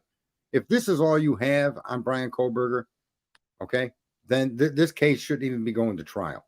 I don't know if she's going to pursue an appeal at the Supreme Court. I don't know, but I said, and even the lawyer, was when he was first indicted, he was like, "That's it for him." And I posted in his room, "No, she can appeal this," and I was told, "No, she can't." And then here we are, she's applying for an appeal. Right. I think she knew. We don't know. I think she knew from day one that they got to him through the use of IGG. If you read the PCA, it's literally laid out there for you. They knew about him on the 29th, but they didn't do a darn thing with his info until the 23rd. Like 4 to 6 weeks to do IGG. It's literally written right there. Right. And I'm under the understanding that the IGG work alone is only a tip, that you need to build a case around that tip. So the tip points at Clue. I need now to build a case to show that Clue, my tip, is the perpetrator of that crime. And in the PCA, that people are so happy about on one end of it and unhappy on the other is a story, a theory that he turned off his phone, a theory that when his phone went off the network, he did that to go to the house to do this crime, right? The photographed evidence they show aren't showing him in front of that house or at that house. So their story really isn't strong enough. It's all about the DNA. And if Ann shows, and I think we're going to see that DNA is going to get destroyed. That's not going to stand up at trial if it even gets into a trial. I do. I agree with that 100%. And I think she knows without the DNA, they don't have a case. Yeah, I definitely don't think the DNA is going to make it in either. I think that's going to be, that's out. Right. And genealogical DNA is based on statistics, and it's going to be based off the quality of the sample. That's why you spit it, you put so much spit into a tube before you send it to 123andMe. They want a considerable amount of sample that they can be sure they're pulling up an accurate description of who you are in the DNA test. So, and then your relatives are statistically by percentage, because of the percentage of that last minuscule percent of DNA. The percentage of the things that match you and others is what they're looking at. So it's 99.9% of our DNA is the same. It's that 0.1% that gets you to 100. It's that segment of DNA that they're taking, that tiny piece, and they're seeing how many people in the world have same markers as you in that tiny piece, and what percentage of the markers do they share with you, and that's how they determine relative, right? So that's a statistical based analysis, which means that there could in fact be other people that you could build a tree for and come close to the tree you built for Kohlberger. That's one of the problems. We're trying to use this as a conviction tool, and it's dangerous to society. If this tiny minuscule piece of DNA can be used to create a profile to name a subject, we're all in trouble because we're leaving transfer DNA everywhere we go. I agree with that. It's a scary thing, as I've said it time and time again. It's crazy. There needs to be some sort of a, I don't even know. Hell, there isn't. It needs to be regulated in a better way, in my opinion. That's all I'm saying. How? I don't know. I know that sounds crazy. Well, there should be a rule. There should be a minimum rule of how many instances of the transfer DNA are found in relation to the crime. So, not to be gory, but if it's on her bra strap and her panties, and it's on her socks, and it's, yeah, I mean, now you've got her covered in your transfer DNA. That's a pretty good argument. But if there's just one piece of it, it becomes very difficult to say that proves this person committed a crime, especially when you're also telling us there's 3 other male DNAs found within the crime scene, right? That's the catch-22 for Kohlberger. I think the whole case hinges on that, because when you look at the Amanda Knox case and you look at other convictions on transfer DNA, it was the additional untested DNA that was the argument for reasonable doubt. Yeah. Right? And they overturned all the convictions based on that argument. Right. So they don't have DNA. They don't have location by pings. They don't have an eyewitness, and they don't have video. So what do they have? Brian Kohlberger, for whatever reasons, we're still unknown. Yep. Good point, AG. See, Huda says 1 knife sheath, 2 phone ping for DM as witness. Hypothesis Elantra is what the prosecution is using. I believe that BF will break down. See, I have a feeling that they're not even going to put her on the stand. They have to. Not BF. DM. Sorry, DM. So they have a statement from BF already, though. Okay. They still. Think. Look, she's mentioned, y'all. She's mentioned in the PCA. Right. She has to go on stand. So even though that they already sat down, did an interview with her, you think they're still going to put her on the stand? Absolutely. Abso-freaking-lutely. To me, I think there's a higher percentage that the motion to suppress the genealogical conclusions are going to be approved. There's too many cases that are consistent, not even with genealogy. Let's just take straight up transfer DNA. They go to CODIS and they get a hit and it says it's you, right? If there's 3 other DNAs in that crime scene and you're not testing any of them, that's reasonable doubt. You were either the sole perpetrator or the perpetrator at all. You can't leave that. That's what's shocking to me with the prosecution. How could they leave that information unevaluated, untested, without a conclusion to give the defense? Right. Even if the conclusion is there wasn't enough to form any sample. Yeah. Right. Yeah, Where is That's a big issue. That's a huge issue in my opinion. I agree. And I think just in reference to this, witnesses not going on the stand, I don't think that's going to be the case. I think they will absolutely be called up there. And I think the judge already knows that. Hence the reason he put out his thing saying he wants control over the cameras and he may cut it pretty much when the witnesses are up there. Right. Because I have a big, here's the thing. I feel, because I've never agreed with Dylan's statement. We all know that. I've said it 1,000 times. Yeah. And I feel that once if she's put on that stand in front of all those people with Brian sitting there, I think she'll break. I really do. I think she'll break down. I can see the defense coming at her a certain type of way, grilling her in a sense. And I can see if there is any untruth in that, that's when that's going to come out, in my opinion. I think a good attorney will ask her, did you identify my client to the police when they filed that report? And if she says yes, it's over. Because she did not identify Brian Kohlberger. She identified some unknown male at 5'10", wearing a black mask, clad in black, right? And walking towards the sliding glass door. He had bushy eyebrows. That isn't a description of a complete person. So there's a lot of questions. You watch, a good defense lawyer will set them questions up so they can knock it out of the park. If they're good, they'll bait her with a question that she may in fact just, and yeah, I described him. No, you didn't. So I think if it even gets to trial, they're going to have a hard time prosecuting him. I really suspect that it's going to come down to the motions to suppress. And I think if the DNA goes away in any of those motions, then I think the prosecution is going to have to withdraw the charges. They may not, but I think that would be appropriate at that point.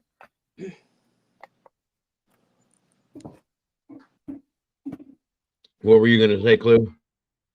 Huh? You were getting ready to say something. Whoa, you're like in my head. Because I didn't say anything, but I was sitting here thinking, Brian's locked up. They won't let him out. Locked up. Sorry. I think whatever's in her head is a factor. I really feel that is going to be probably the most dramatic period in the trial is when those two testify. Well, I hope you don't think that, because guess what? You ain't going to see it. I'm sure you probably won't. I'll be right back, guys. Keep talking. You'll see the transcript of it at the very least. I don't know why the court would close that off. These two women have been discussed in public, and they've been in the official paperwork. I don't know how they would shut the cameras off for that. I promise you, they're going to read that man's filing. Read it. Read his order. Where he says he's going to cast it on YouTube. He has control of the cameras. Yep, because it says nothing about the defense had a problem with them focusing on Brian's hoo-ha. The prosecution had issues with the possibility that witnesses or whatever wouldn't be comfortable, blah, blah. He didn't say nothing about Brian's crotch. All he said was the main point for turning the cameras off were when sensitive witnesses were called to the stand. Right, and they could blur that out or make sure the camera doesn't shine on the person, but I suspect the camera will roll live and you'll hear the cross-examination of the testimony with the witness in the courtroom or on Zoom, okay? But I think that will be carried across as they deliver that across YouTube. I don't think he's going to shut off all cameras and microphones when Bethany is called. I mean, they're just going to avoid showing her, which I get. I could talk to that girl on the phone and hear her side of the story. It's not going to give me the same impact as seeing her tell it. The jury will see. We just won't see it with cameras. Possibly. We don't know yet. We'll have to see, right? Well, I suspect you're right. Yeah, that's not true transparency is all I'm going to say, and I'm going to leave it at that. But so I'm sure these things aren't true. I have no way to prove that they're true. Megan just signed up for speed dating, I think. Who? Megan. Oh wow. Awesome. So I got two things that were sent to me in an email, two different emails. One of them was a theory, and I thought it was kind of interesting. Not saying that it's going to happen, guys. It's just in a very interesting scenario. And The person said to me that, what if Brian did this purposely to be arrested, purposely to get the death penalty, purposely to end his life? Oh my God. And I said, I didn't say it was an email, so I didn't say anything, but I'm thinking to myself, like, that it sounds crazy, but thinking about the way this has all gone down, I just sat down and talked to my wife, not just now when I got it. I sat down and talked to my wife about it, and I asked her, like, her opinion, the psychological aspect of it, right? And she goes, listen, she goes, people do things at times. If this guy is obsessed with, serial killers per se, and she said, she brought up, she goes, didn't you say that there were some writings from him when he was younger about not caring about life and things like that? And I said, yeah. I said, but that was very lightly put out there. And she goes, I understand. She goes, on a theory basis, yeah, it's plausible. But she goes, typically, it's highly doubtful. So, and I felt the same way about it. I just wanted somebody else's opinion. But I mean, it was an interesting thought to think about from it. Like all of this, you know what I mean? If it was done like this, just because of that reason, Well, just I can tell you how this. it would play out, I can tell you this much.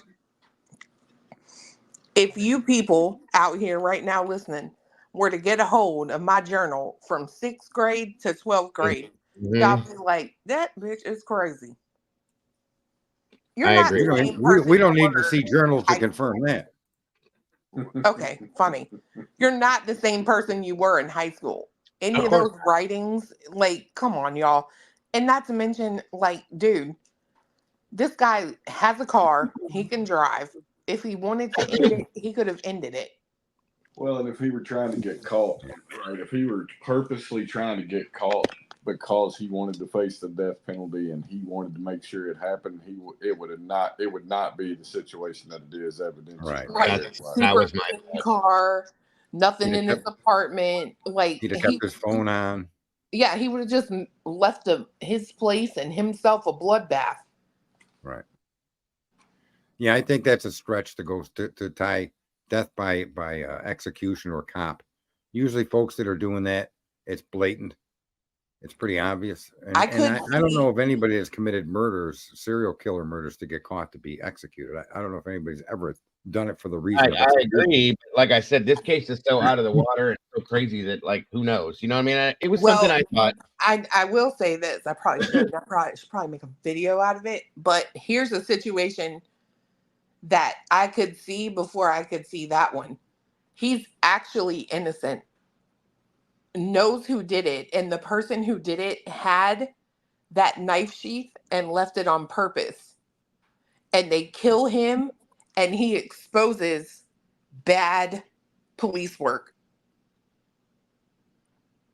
Okay, I see what you're saying. Yeah. Well, I can also, you can also now look at the case they put around him and ask, would a cloud forensics expert have helped them do that Hicktown? I agree. Right. I agree. I'm just referring to what Steve said about the Brian thing. Yeah. And there have been some really outlandish theories. That was one of the most outlandish ones. Here's a new one that I think we should discuss. I shared it with you guys. Here's a new one, okay, and this is being pumped around on different channels, and it's that there was a second person. Well, yeah, I've heard that, and I find that to be utterly ridiculous. There's been no arrest, and I would think there would be one by now if there was. You know even if the other person were deceased, don't really indicate anything to me based on what they used to arrest him. I don't think they had any idea who did it, or they knew exactly who did it, and that's why it looks like it does. Possible. To me, it looks like tunnel vision by the police that have done it in several other cases over there, be it Stickergate, be it the right. These guys somehow they decide that this is the person, and this we all do this. We decide he's innocent, we decide he's guilty. We get tunnel vision, and we only see those things that confirm our thought. To me, it looks like a lot of that happened here, and there's a history of it in that particular state, and with one particular officer that's involved here. So, yeah. You know, I would say, yeah, maybe he convinced people. Maybe his story and his write-ups are convincing, and they're charging the guy. But I don't think they're going to hold water. Time will tell. What do you think of the two-person theory? I don't know if you've heard some of the other channels bringing it up there, Cletus or Blue or Dago. I don't know why there would be. I've heard it. For there to be a second person, I don't think it's necessarily impossible. I mean, and I get why people would probably say it's likely, but I don't think it's necessary. Well, they're arguing from court filings that it shows that may exist, and I find that to be a reach. It's a stretch. Are you talking about the co-defendant? Someone said, right? Yeah. Mm-hmm. Where has it said co-defendant though? It says it in a standard written form. Oh, right. Well, but they're taking that, and they're also taking that Reddit post that he made, and they're putting all of that together to suggest that they're in fact that the prosecution and the defense both know there's someone else involved here, and look, there's what there's 3 unidentified male DNAs in Brian's. Okay, if we take that, just leave it there. That's what we got. So if there's 3 other male DNAs, then he's got to be one of those DNAs. Whether he's alive or dead, that would mean that Mr. Koberger and a co-conspirator went and committed this crime. To me, if you're going to build a case against Brian, knowing there's a co-conspirator alive or dead, that would be a huge part of your case. It would even probably have been in the PCA as an argument to arrest this guy. Yeah, I agree. Right? That's what I was going to say. That second person would have been talked about multiple times in my opinion. Oh yeah, because then it gives a reason that his car is possibly so clean. Yes. His apartment is so clean. Like, you wouldn't sit on that. Right. Oh, no, 100%. That's part of the case. That would be a huge part of the case. It would have to be put with the rest of this. I agree with that. What I think would indicate more clearly, if you want to read and try to find ways that the documentation could present that, it would be that statement in the PCA about the trash and his dad's DNA, and the trash and something else. Oh, and the DNA profile found on the sheath showed to be not to be excluded as the father of the suspect profile. Because I'm still hung up on the way that's written, and I get it's probably just a typo, but that to me is the only thing I've seen that would indicate even the remote chance of anybody else. You know, the only reason I stop when I start thinking that that's like a typo or whatever, you don't see any others in there that are like that, where it's like a misstatement. Right. Where at? What are you talking about again? So go down on your PCA. Yeah, it's the last page, the last it's where he's talking about the knife sheath. Right. My issue with the father's DNA is whoa, you are flying. It's at the very bottom. It's the last 2 mentions of DNA. Oh yeah, you're right. I have an issue with them using the dad's DNA because the dad's DNA does not match the criminal on the sheath that they identified, right? The other information, let me just say, they used IgG work to get to that family, yet they didn't arrest Brian. So why is the father's DNA better than the grandmother's or the grandfather's or the cousins? If your makeup showed Koberger involved, right? And he lived in Washington, shouldn't that have been enough? Okay, so right here on December 28th, the Idaho State Lab reported that a DNA profile obtained from the trash and the DNA profile obtained from the sheath identified a male as not being excluded as the biological father of suspect profile. It reads like the DNA in the trash and the DNA on the sheet both belonged to Brian's dad. And I think the reason why, based on what that right there and what Sarge is saying, is because his biological father, is more likely to have a closer DNA match to him being his biological male father than anybody else in the family. It's still genealogical work, Dago. I understand. I understand what you're saying. All I'm saying is they wrote this wrong if it didn't go down that way, because the DNA obtained from the sheath shouldn't have anything to do with that. Right, but Can I say this? I want to just counter what you're saying. So we have DNA on a sheath, and they claim that DNA matches the father. And you're saying the way they wrote that is because they had a sample of the father's DNA off of the sheath, which would have been a second source DNA, correct? Yes, because Correct. right, it would be yeah. How do you DNA. not arrest the father with the son? If his father's DNA was on there too, right, on the sheath, as you're saying that sentence states, then how is it they didn't arrest Father Koberger? If they know his whereabouts at that time, and it's impossible for him to have been there, then that's how. Right. Well, that's interesting. That would be I interesting. mean, how do you not run 3 other unknown DNAs that were beside of the victims? Right. And yeah. And I mean, it may be, it may be that, well, no, they do talk about they ran the IgG on the suspect profile. So, Right. Right. I understand people are in the chat and they're all, I don't read it that way. I don't care if you read it that way or not. That's fucking basic English you learned in the 8th grade. No lie. That is basic English from 8th grade. The Idaho State Lab reported that a DNA profile obtained from the trash and the DNA profile obtained from the sheath. There is no difference right there.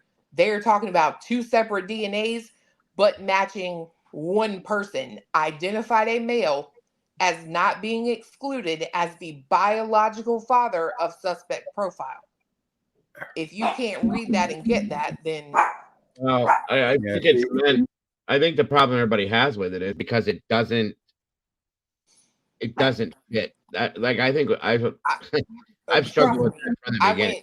Believe me, I went round and round with fiance about this in the beginning, and he was just like everybody else is right now. That's not what they're saying. What they're saying is that it's not his dad, it's blah, blah, blah. And I swear to God, it was like, what, last week? Yeah, week or he two was ago. sitting here while we were on a live, and he's reading the PCA, and he made me mute out. We were on your panel. Thank you, Huda. Hold on. His dad's DNA was on that sheath too. And I'm like, don't you even go there, because I tried to tell you that reading this sentence. And he was like, I see it now.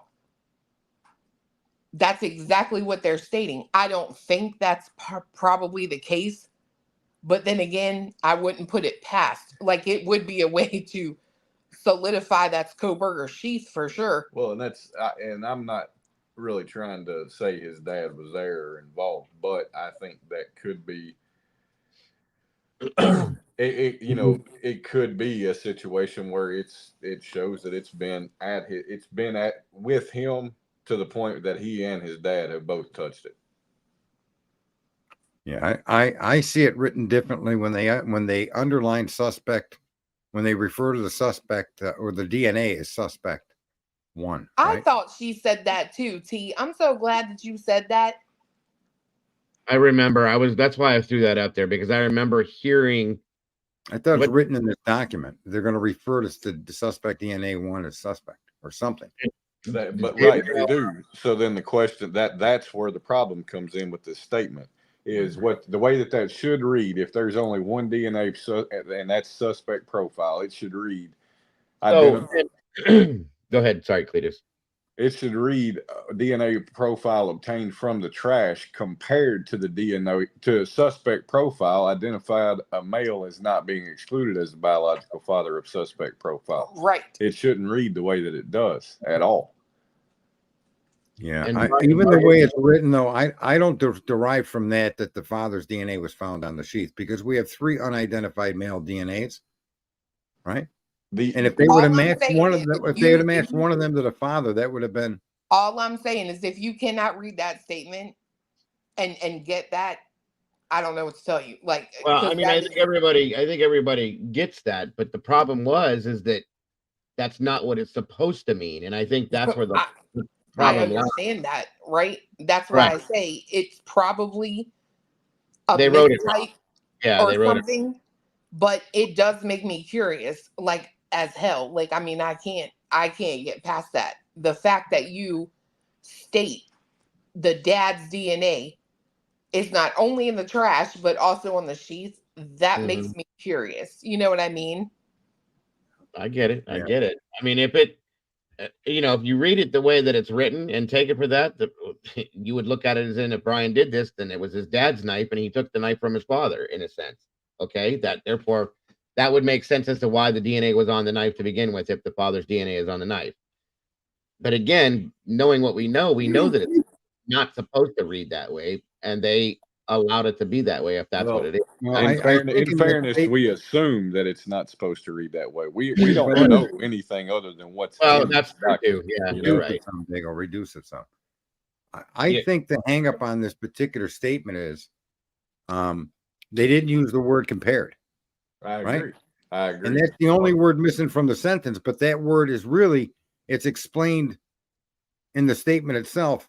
When they told you that they had a single source male DNA recovered from the sheath, they built a genealogical tree, and then they got the dad's DNA, and that DNA didn't match the sheath, but it says that person's DNA would be the father of the DNA on the sheath.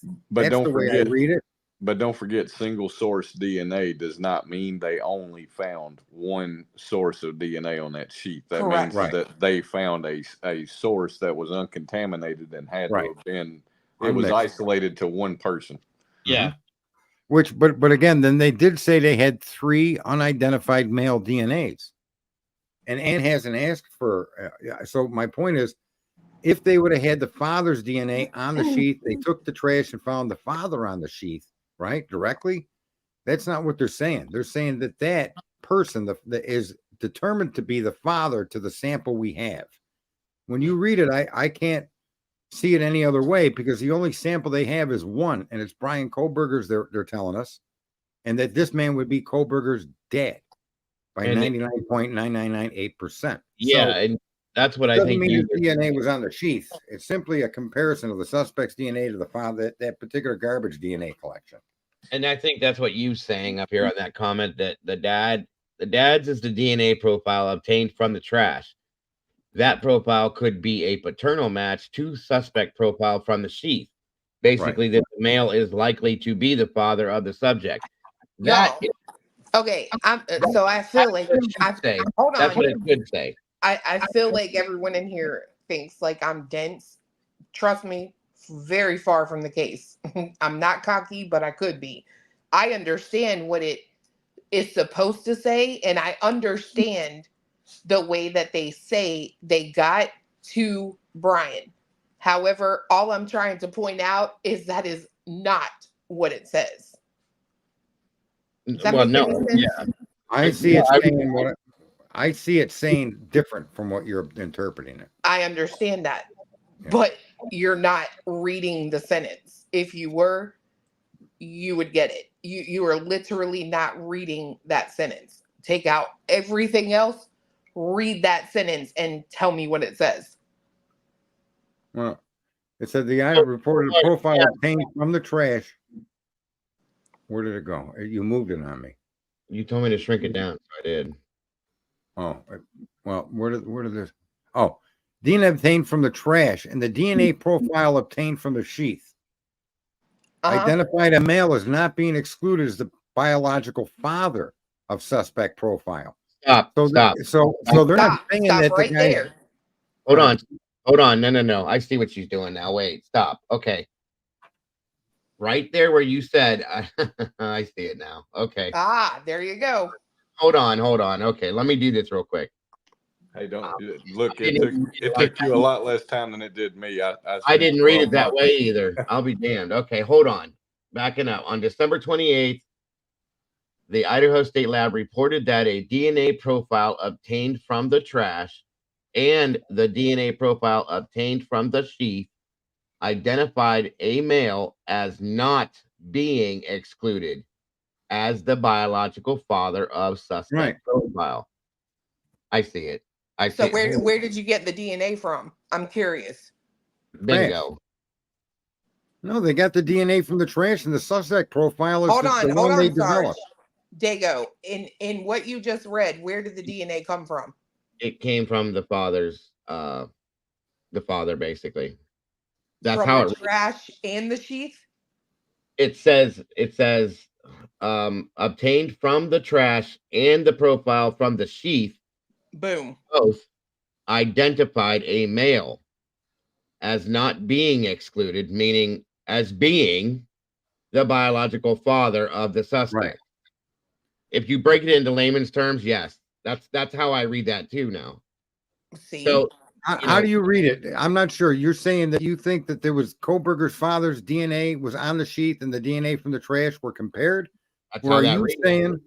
Or are you saying that the DNA from the trash was compared to the profile they built on Brian and not excluded as being the father in that situation? If you take it out and write it in layman's terms, yeah, that's what I'm saying. Is it says it right? It's not what she's saying. You're in agreement with me, not her. No. Listen. Hold on. Listen, I just read this quietly for a few minutes, and then I read that when you said it, Sarge, is when I caught it. The Idaho State Lab reported that a DNA profile that was obtained from the trash and the DNA profile that was obtained from the sheath identified a male as being the biological father of suspect profile, meaning Brian Kohlberger. That says in layman's terms that they found DNA belonging to Brian Kohlberger's father, period. That's how that reads. 100%. Now, I'm not saying that it's right. I'm not saying that's what happened. All I'm saying is it's worded that way in here. And that, for some reason, just makes me stop and pause. Yeah, and so can I just say you wouldn't need... Hold on. Let me finish. Right. The reason it makes me pause, and it probably shouldn't, but I can't help but think about Dana Smithers. Mm-hmm. And the parents being called to testify in front of a grand jury. I'm sorry, but my brain won't stop me from going there. What's that got to do with this? We don't know for 100% that this knife was bought while this boy was in Washington. So if he had it in Pennsylvania in his house, there is a good possibility his dad's DNA was on the sheath. In fact, one of the places that they subpoenaed records for, did search warrants on records for, was a place that's in, I want to say it's Northern Virginia or West Virginia. It's not far from, as the crow flies, it's not far from where he lived in Pennsylvania. So it would kind of, give some credence to maybe he did have the sheath, brought it to Washington with him, and that's how, To be fair, Bond Girl, I think if we listen to the PA, law enforcement say there's no connection between Dana and Brian Kohlberger, we should all just shut our channels down, because guess what?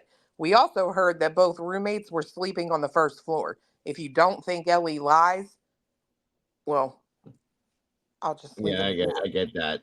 Real quick, David James gifted 20 channel memberships. That's awesome, David. That's a lot. Thank you very much, sir. Don't you got a song to sing? Very much so. Meatballs or something? You don't have a meatball song like Clue has? Welcome to the, No, I do not. Sorry. Yes, you do. How do I? It's a great day for spaghetti, so welcome to the sauce. You just made that song up. Yeah. I did. You're welcome. Yeah. You picked the right career, but not very much, David. I really appreciate that, brother. More than you know. I really do. She picked the right career without going into music. Richard says, my question is what inspires a son to commit their life and livelihood to solving serial killer crimes? That's to you and me, I guess. Okay. And the sisters becoming psychologists. I'm just gonna put them all together, right? Because Brian's all about, allegedly at DeSales, he was all about what drives you to commit crimes, which could be just a regular assignment, right? Mm-hmm. But I find it funny that they talk about the Reddit post almost like it isn't a typical assignment. Right? Because it's in the PCA about him posting that Reddit thing. Mm-hmm. I'm completely in agreement with this person. What happened? What has he seen that makes him want to go into criminal justice? And the other two kids, both, go into psychology. And the mother was obsessed in a form with serial killers too, wasn't she? I know she posted about Dahmer. Was it Ted Bundy? Yeah, she had a big thing for Ted Bundy. I remember that too. Yeah, she didn't want him, like, she was against the death penalty for Bundy. Like, I guess she was saying, like, it's not right for us to kill people. You know what I mean? Yeah, yeah. She did a whole thing with that. She's definitely against the death penalty and all that. I remember that.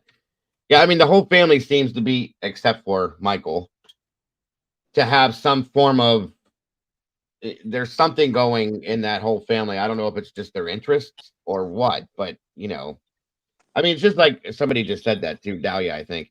Some families are all about being doctors or lawyers or whatever, but like this family is all about psychology and the psychological, what goes on with murderers and things like that. It seems to be, you know what I mean? Interesting. It is interesting. And yeah, his sister played she was an actress in a horror movie. That's true. Can I just say a couple of things here? Yeah. On this, the lab reported from the trash and the DNA profile obtained from the sheath, right? Mm-hmm. To our knowledge, they've only built one profile, and then they did a genealogical report. And when they go on to say that it was the biological father's suspect profile, they're saying that the profile they compared his DNA to was the suspect profile they created, naming Brian Kohlberger. Mm-hmm. That's why I read the sentence as not the father's DNA on the sheath at all, but that the trash collection and the DNA that they built a profile out of, in other words, he's another member of the family tree. It confirmed that this man and that tree pointed to Brian Kohlberger. That's how I understand that to be stating, and I could be wrong, and Clue could be right that the father's DNA was on that sheath. I don't see it that way with some of the key words that they're putting in there. I mean, like I said, if you read it, like I said, by putting it in layman's terms is how I claimed it. That's how I saw it. When I did that, that's what it came off to be as me. Right. I don't, like I said, and I agree. I think that was not to be what that was, but that is what that says. It may not be. It may be exactly what she's saying it is. And in fact, then that also begs the question about a second suspect. And people are going to say it couldn't be the father. He wasn't there then. But how do we know? Well, it also begs the question about the other 3 unknown profiles. Was one of them his, maybe? We'll never know. Well, his meaning who? The father? Yeah. No, they would have to disclose the identity of if they identified more DNA, they have to discover it to the defense. They didn't. Sarge, what are you talking about right now? They didn't do that. They have 3 other profiles. They aren't disclosing who they are because they didn't even run them. That's what I'm trying to say. And they have profiles that didn't hit CODIS, right? Right. Okay, so they have 3 unidentified male DNA. If the father's DNA matched one of those 3 profiles, that would be discovered to Anne. But why would they be comparing them?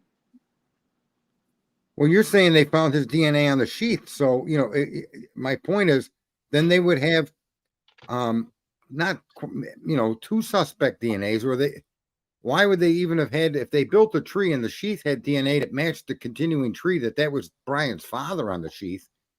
Why would they then need to confirm the father's DNA and not Brian's? To me, this is where it falls apart everywhere. If your suspect DNA that you tested the father's to, well, your father's DNA didn't match because it's not his DNA. It's supposedly the son's. So why didn't you collect the son's DNA, not the father's? So in other words, if they had DNA to prove the father's DNA was on the sheath, then why wait till Pennsylvania to grab Brian? Why only get trash that came out of his house? It doesn't fit that he had his DNA on that sheath. Their actions kind of contradict it, right? You wouldn't have needed to search out his DNA to confirm that it matched, because that sheath DNA would have matched the suspect profile you built with a tree. You follow me? Uh-huh. Well, you're saying that you compare the dad's to some other DNA that was on the sheath, and it matched, and that DNA on the sheath and the dad now show you that the DNA sheath and the father, it shows that the father is the DNA sample on the sheath. But what I'm telling you is that when they built the tree, the tree would have pointed them towards Mr. Kohlberger, his dad, and they wouldn't have needed to confirm anymore because they then went and and they argue that Kohlberger was separating the trash is kind of like this excuse why they didn't find Brian's. The process they followed to me suggests that the DNA from the trash is compared to the sheath profile on the snap.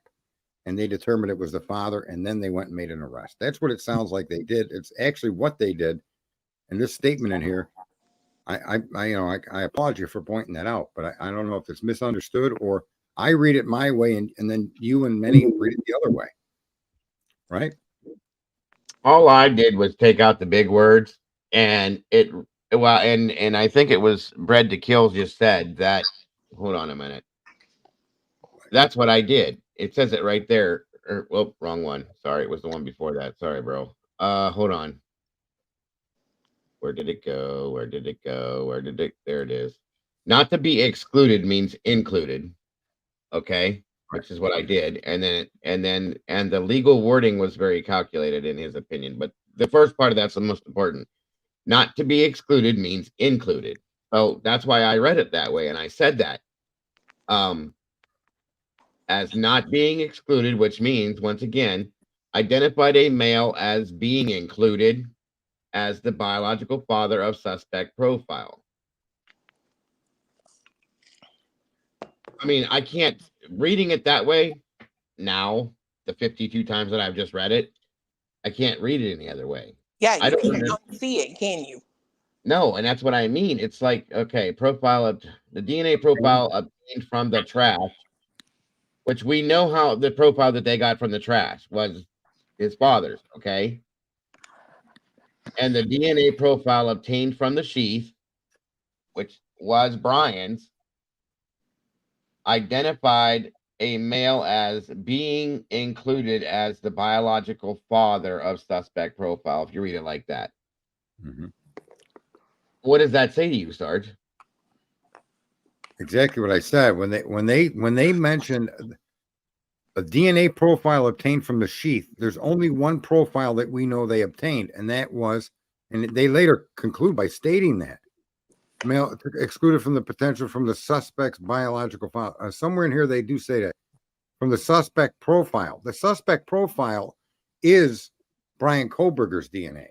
Specifically, there's no other DNA to compare it to, right? Because we know they only did genealogy on a sample they found on a snap. So, I'm stuck with the idea that that's the only. Go ahead. I don't think you'll ever be able to see it because you have to get out of what you know, quote unquote, know to be the case, like how they got to him. But I'm telling you right now, it reads as in from the trash, from the sheath, they identified a male that was his dad. 100%. I'm not thinking that is the case. His dad's DNA is probably not on that sheath, but this is how they wrote it. They overwrote this. We know they overwrote this, and that's part of probably the problem with this. They got to complicate shit for no reason. Right, and then the rest of this says, I think they wrote it. I've said before, I think they do some of this shit on purpose. But anyway, it says after that 99.998% of the male population would be expected to be excluded from the possibility of being the suspect's biological father. That didn't have to be put in there. You see what I'm saying? Yeah, no, I agree with that. And it's just overdoing it. And I think that's why it is so. I can't undo that. They did that with everything they wrote. Everything they wrote got this story and this theory. And that's what courts do nowadays. It's never about the truth with the prosecution. It's always about an arrest. Another mark on my record. Look at this. I got four people that were horribly whatever, and then I got the perp and put them in jail. They don't. The truth is that's the sad part about our justice system. The truth is not what's being sought. In spite of what people think about the justice system, that's not what they're looking for. Mm-hmm. Right, and they do find it often, but that's because the criminal was too stupid to hide his tracks. So in some cases, they do find it. But that's, Right. that's secondary to what their goal is to convict somebody for this crime. That's an interesting comment, Great Burl. To me, it's a very interesting comment. He knew that someone tipped them off. CL gets it. The dad was never suspect profile. Brian is suspect profile. Correct. If you took out suspect profile, it would read as if it were the bingo. Bingo. That's Thank you. 100%. Yes. That's it right there. 100%. Thank you. Thank you for putting it that way, CL. I couldn't think of how to say it, like, to clarify what I was trying to say. Where's that person's statement? I want to read it. It's on the screen. It's right there on the screen, Sarge. Under who said it? Because my screen jumped. CL. It says the dad was never suspect profile. Brian is suspect profile. If you took out suspect profile, it would just say it was the dad's, basically. So yeah. Right, which I think CI is pointing out what I'm saying. But again, this is awesome. We're going back and forth. No, that's why I like to do this, because we talk about things. This is a different conversation today. Thank you. Finally. CI, explain in basic terms what you believe that statement says. Does it say that the statement had DNA that the trash matched to? Or does it say the DNA from the trash matched suspect profile, which is what I am interpreting? And I think, but so is Clue. You're saying the same thing. You think they just wrote this in a way that's, they needed they wrote it with a in bigger a way. brain. They wrote it in a way that says the trash and the sheath were the dad. The DNA they got from both belonged to the father. All right. And then they built a tree with, okay. Well, they'd already built the tree on the suspect profile. That is the tree. I'm just going to say this because when this paper first came out, like, I was literally, like, yelling. We didn't yell, but we got loud because we're both passionate. And I kept telling fiance, I was like, you don't understand. This is reading like the dad's DNA was not just in the trash, but also on the sheet. And he's like, no, you're wrong. You're wrong. He's like Sarge right now. You're wrong. You're wrong. It's not what it says. I'm not saying you're wrong. I'm telling you, no encouragement from me. Last week, he just stopped cold and told me to mute the phone. I muted. He was like, his dad's DNA was on that sheath. I'm like, what are you talking about? Why are you saying that? Because he's done got my mind the other way. And he's like, reading this sentence, I was like, I told you that literally over a year ago. And he was like, I know, I should have listened. I never saw it like that until I just did that and read that. And then it just, I don't know why I had to hear him say it, but that's when it clicked.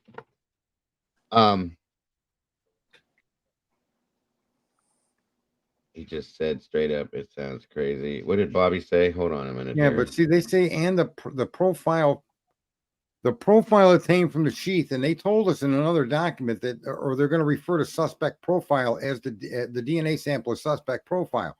So up in the sentence above it, they broke it, right? They said the profile obtained from the sheath. They're referring to the suspect profile. What they say is they retrieved a single source male DNA from the button snap. And they refer to it there. They name it as suspect profile, but they don't. Say that's the only one they recovered. Correct. They say that they recovered DNA, and this goes toward your point that you've made before, Sarge, that they actually found DNA in 3 locations on that sheath. Right. So that's thinking about you talking about that, and then when we were sitting there and just rereading this, trying to be completely open-minded, like I knew nothing about it, it made sense. It clicked, and it's like, it does allude to they only found one, but it never actually says that that's the one they found. Yeah, that's true too. Very true. And they don't, how they do these things. So, and it may be why they're saying they don't need to explain to Ann Taylor how they got to him. They've already told her, and it could very well be that that's what they're implying, right? That could be why they went to Pennsylvania and recovered the trash and were happy enough with getting his dad's DNA. because at that point, if they know his dad wasn't there, they know that DNA matches a DNA sample they retrieved from the sheath, and they've got everything else they've got. That still basically puts him there. Yeah. Right.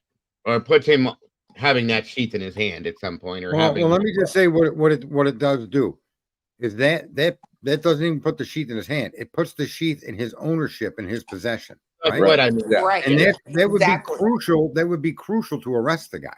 If you Exactly. can establish that I owned a gun, right, and that gun was then used in a crime somewhere, you could establish possibly that I committed that crime because I was in possession and handled that gun.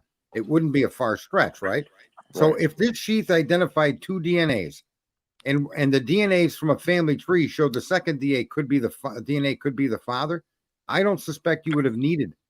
If you're 1 in 5.37 octillion sure that DNA matches the snap button DNA as being that person's father, and you build a tree to identify the Koberger family, then there's only one member of the Koberger family that's a boy, and he is in Washington. He does drive an Elantra, and you would arrest him. Which You wouldn't have needed a trash sample, is what I'm trying to say. You wouldn't have had to confirm the DNA in the sheath was his dad's because you would have already been able to confirm that. Just based on the family tree you did. I do get what you're saying. I do get what you're saying. See, but here's the problem I have as well, right? In either case, if you're not going to take a DNA, request him to submit his DNA or get it some way, there's really no point in you being happy enough with getting his dad's DNA and then doing a buccal swab on him as part of the search warrant when you arrest him. Yeah, I agree with that. Yeah. See, that's kind of why I think the way this is written and the interpretations in both directions, it wouldn't make any sense for me for them to have 2 DNA samples. They build a tree and they realize the second sample, okay, is consistent with the tree they built. Well, that would tell you it was a father. You see? Then why would you want to go and not just directly arrest Brian Koberger based on that? And the reason is it's still genealogical work might have been their excuse, but the fact that they still match the father to the genealogical tree, in my opinion, it's still genealogical information. It's still a tip. It isn't, in other words, the dad's DNA don't match that sheath. Brian's does. So now you got your suspect now. You could say, okay, well now we're pretty sure it's Brian. Build a case against him. And they didn't do that. We all know that, but we'll see. But what do you guys think about the second person based on that Reddit document that a couple of the streamers are pushing? I haven't seen anything that. I don't see how there could be, or we would have heard about it a long time ago. Maybe. I mean, yeah. Sorry, I guess. I would have to hear the theory in order to fairly evaluate it. I mean, I'm pessimistic about it. Well, there is but one I'd other have to thing. open my mind and listen to the theory. There is one other thing in the PCA that kind of got me on that trail the first time I read it, and that's suspect vehicle 1. You don't name like crime scene 1, like, you know what I mean? It's weird that they. Could that be though? I was thinking about this the other day because that's always bothered me too. Like, why are they numbered if there's only one? Well, they don't get a profile off the sheath and name it suspect profile 1. Right. So, like, why did you have to number? Maybe they thought in the beginning that there was more than one vehicle, and that's why they did that. Or I don't know, because I think again we would have been. It would have been, well, maybe not. I don't know. Take care, Richard. Thank you for joining us tonight. I don't really get hung up on that description. It's suspect vehicle 1 refers to their claiming Mr. Koberger's vehicle. He owns 1 car. And again, that's the other thing that tells me well, I don't know. It's almost like maybe there was another one that they thought could be a suspect in the area. Like the green one with gray front and license plate. Yeah. Or that Chrysler 300 that one of the streamers pointed out was. Well, that's what I'm saying, right? If they're looking at all this video and they didn't know what car the suspect drove, anyone, like, okay, that SUV that backs out at 420, at some point they could have labeled that suspect vehicle too, until they ruled them out as a suspect. I think sadly what happened is that the estimated places of the pings and the amount of times he was in that area are what they used to focus on him. Right? They came out and said it was a crime of passion. And this is some guy from a neighboring college, and these girls are all over Instagram and all of that stuff. And they just, with that information and then the DNA genealogical, that's all they needed to go after the guy.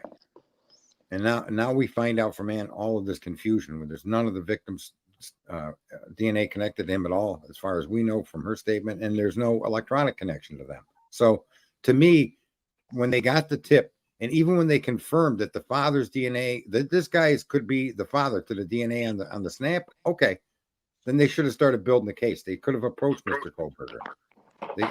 They could have brought him in and asked him, can we search your car? Can we get a cheek swab? They could have done a lot of things they never did until after. That's what CL just said here is what I was thinking possibly in the beginning, that the DoorDash driver was a suspect also, as that person was there at the same time of the crime until they identified the cars and the drivers. The cars were labeled 1 and 2. That was kind of what my thought was. Well, that's what I was saying, right? Like, and every car driving around that area should have technically been labeled that until they had the specific one that the person they thought did it drove. Right. They may assign suspect vehicle 3 to the guy that dropped them off at early morning hours, right? Suspect vehicle 2, DoorDash. So yeah, that's a good point. I just am confused how people are now suggesting that there's some secret co-conspirator in the works, and I just am a little shocked to hear that, and it's based on a Reddit report that they had right from the beginning, which which again, I don't see anything nefarious about that work that he did, but I guess no one's really, even in the chat room, anybody's heard this. The lawyer, he's that lawyer there. What's his name? And he's got that girl with him. Oh, you're talking about the yeah, and I heard it on a couple of not Thought Riot, the other one. The one guy with the crazy hair and then the younger girl sitting next to him. Is that who you're talking about? Yeah, I forget his name. He's the law offices of somebody.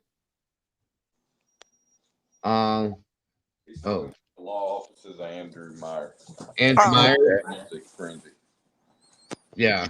Okay. Yeah, he's been going with that angle for the last several days over the weekend. And he's the one that had that forensic frenzy with him, right? Right. He had forensic frenzy with him. But that's not the only stream. I don't remember the names of the other two that were rolling with that. It just seems unlikely at this point that at any point in time that there's been no named co-conspirator or, suspect number 2.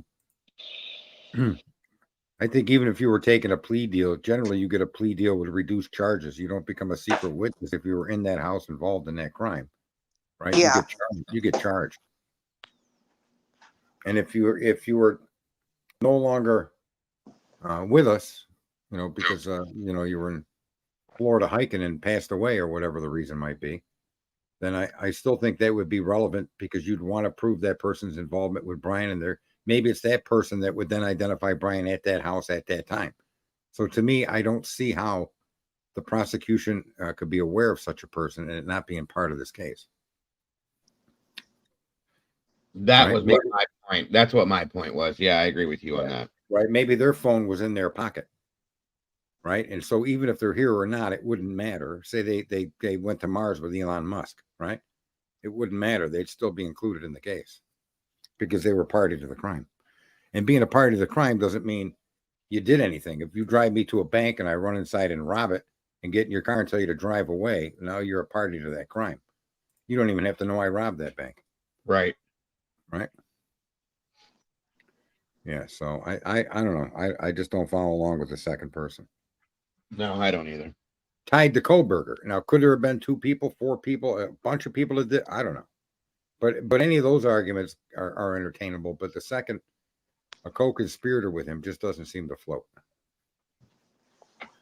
What do you think there, Cluey and Cletus? When it comes to Brian, the only person that I ever like would entertain would be Brent Kopaka, just because that whole thing was just suspect. Like, even down to the body cam, it's just weird, right? Right. But at the same time, like, that could have just been a coincidence, right? That he Well, and I think I'm sorry, go ahead. was having like an episode that day. You know what I mean? Take care, Richard.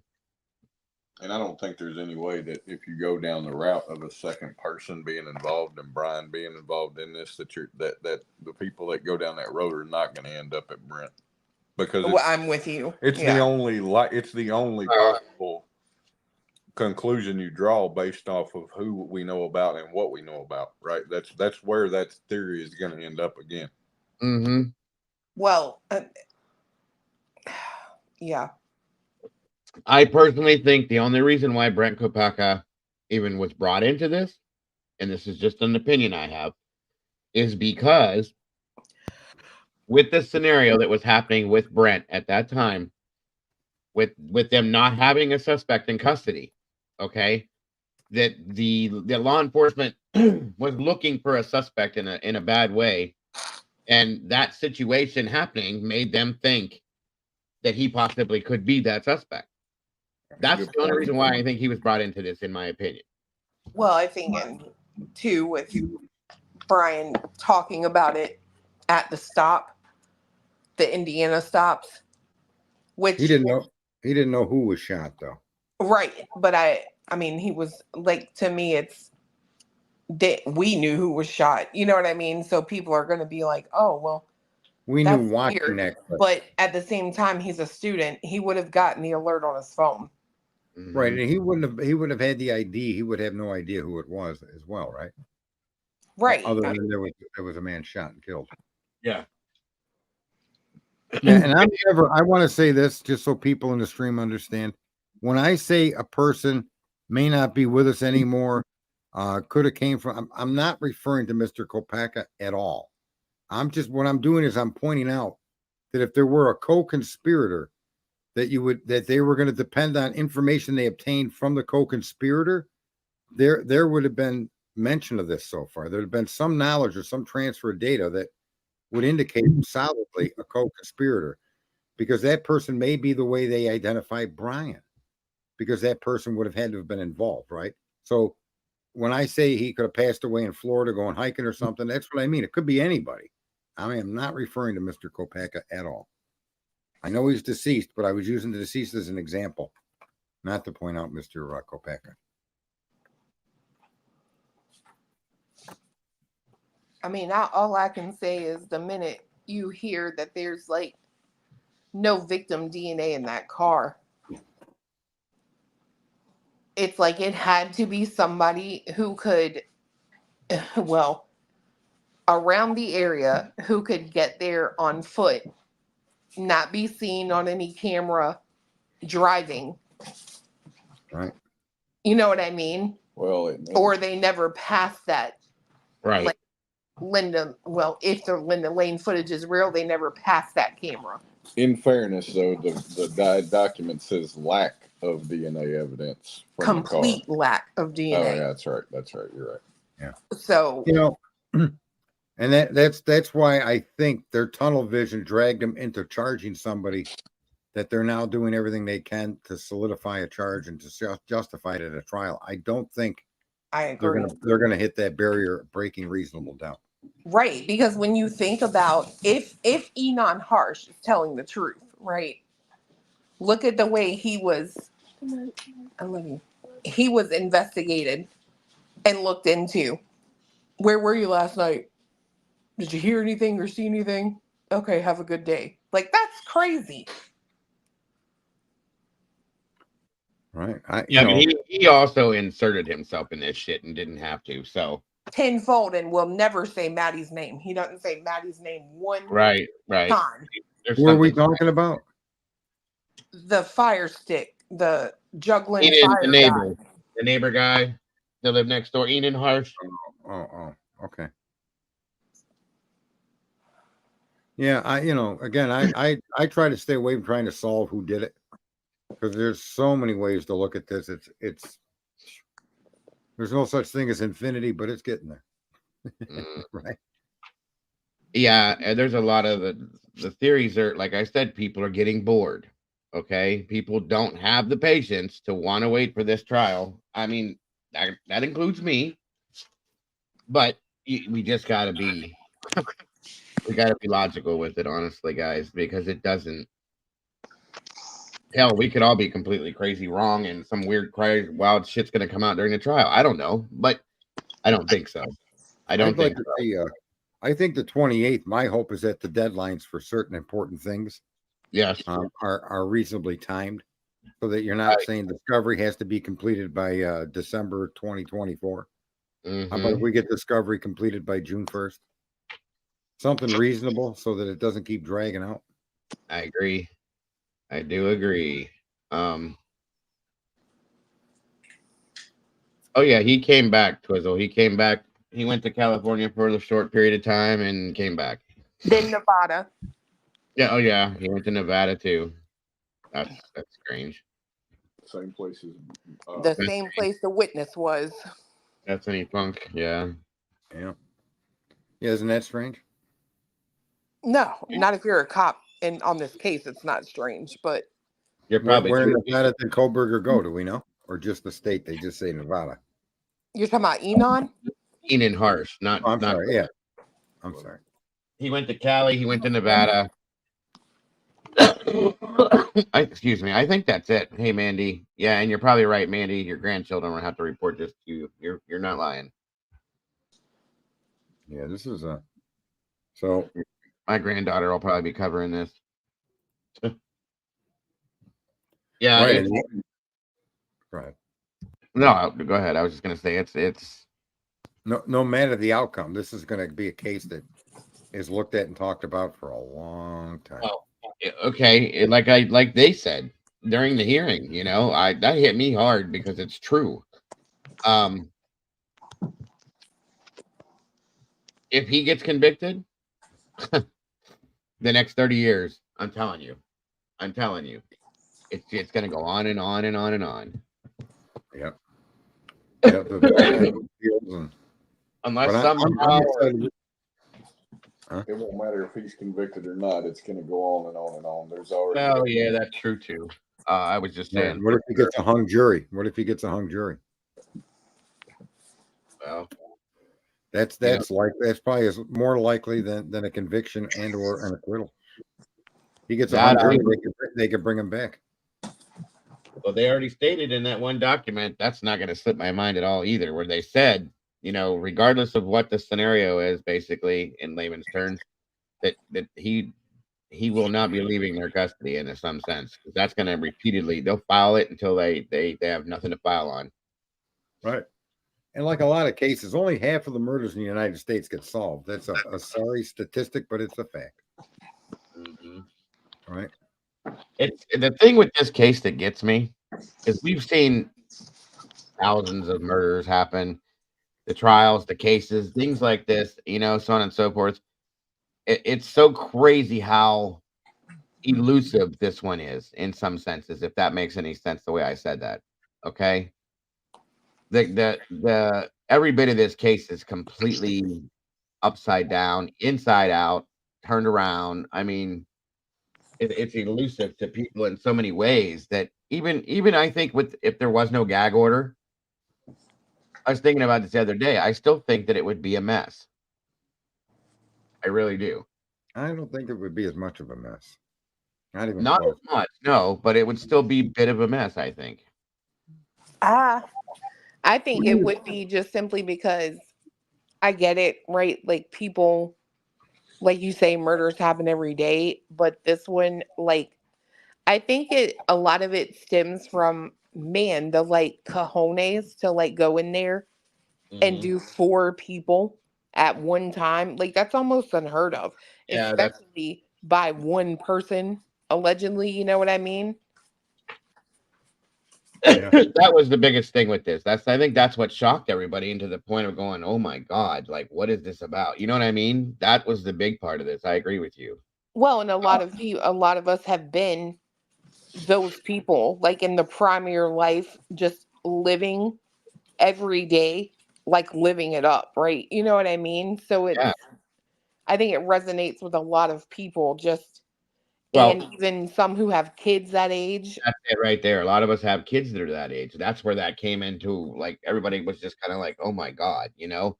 I remember the first time I saw it on the news. I just was like, wow. And I had covered multiple cases before this, you know, Kylie Rodney, Deborah Collier, Gabby Petito, of course, Summer Wells, all of those cases, nothing I had ever looked at was like this. And I was just like, oh my God, that's insane. Poor people, you know, and it just, I was stuck to the TV, literally. And so, of course, you know, I go right directly into reporting it like everybody else did. And it was just, we couldn't get away from it from the moment that it started. I'm sorry, Missy. Um, I, I, I don't think so. I think I think there's something going on with YouTube. I think they have a glitch going on or something. Everybody's been complaining about these ads. I don't know what it is. I'm so Yeah. sorry. Oh, and that was the other part too. Bonnie's right. First off, real quick, what Bread to Kill said here, I agree with that. The precedent will be set in future cases. In future case, law cites one way or another, in his opinion, especially regarding the admissibility to touch or transfer DNA. I agree with that. Yeah, there should be there should be stringent rules on that because of the nature of what it is. There's going to have to be, right. And if you've got a single piece of it, right, that just shouldn't be right. it doesn't tell you anything, and you don't even got to read all the studies or even be an expert on anything. Yeah, It's a particle that your DNA can be deposited by others. So therefore, in order for you to understand that it's likely this person was the perpetrator, there should be a requirement. There's at least 3, 4, 5 different locations in that crime scene of transfer DNA. One single source has failed in so many cases where there were convictions because people, the defense has to do a great job making the jury understand what transfer DNA is. Yeah. If it even gets admitted in court, we'll see. Right. And then Bonnie, that's the other point to this. And I think a lot of people were drawn to this because of that too, because this was done with a knife. We don't see that either. Typically, when you see something like this, if it's multiple, there's a gun. Okay. Never, very, very, very rarely do you see something like this happen with a knife. So everybody was mesmerized by that, thinking this was something a lot darker. Okay. And I agree. I kind of did too. So, excuse me. What was there was another thing up here I just saw. You know, Jessie says that she thinks it was people they knew. They walked right in the house like they had a bunch of times before. Thought nothing wasn't some random thing. You know, Or they were already inside the house yeah, that could have been too, because sleeping. Chief Fry said that's something that stuck with me too from the one press conference, and I've never been able to let go of that. The way he said it, he said there were other people in that house that night. Yes, he doesn't say, like, yes, the way he says that, right, there were other people there. Well, and at some point he says, no, I believe they were at another party, talking about Ethan and Xana, implying that there was a party at the King Road house, right? What does it mean? Who knows? Well, I thought he said not that night. There wasn't a party there that night. But he does say what you're talking about. They were at another party. Yeah, they needed a public relations officer, and they needed professional investigators that go through things with, fine-tooth combs. And this just is sorely lacking in all of this. Even the crime scene, the way they handled searching that crime scene, they ended up is really. And Gary Tolleson. What's that? I said, and instead they ended up with James Fry speaking to the public and Gary Tolleson being involved in the investigation. Right. Yeah. I thought they were They thought they were hiring Matlock and they got Barney Fife. Yeah, that's true too. What are you talking about, Desi? About Colorado? Yeah, I was curious about that too. 3,000 cases are being brought back to court over DNA. Oh yeah. Oh yeah, yeah. That's that. I yeah. That would be a great stream. Yeah, We I did think that. Hmm? I did that already.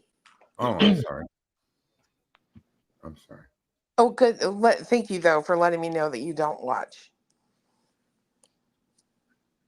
Wow. You know, I've been pretty nice all the whole night. Well, except for your music career, which I'm glad you didn't follow. Other than that, though, yeah.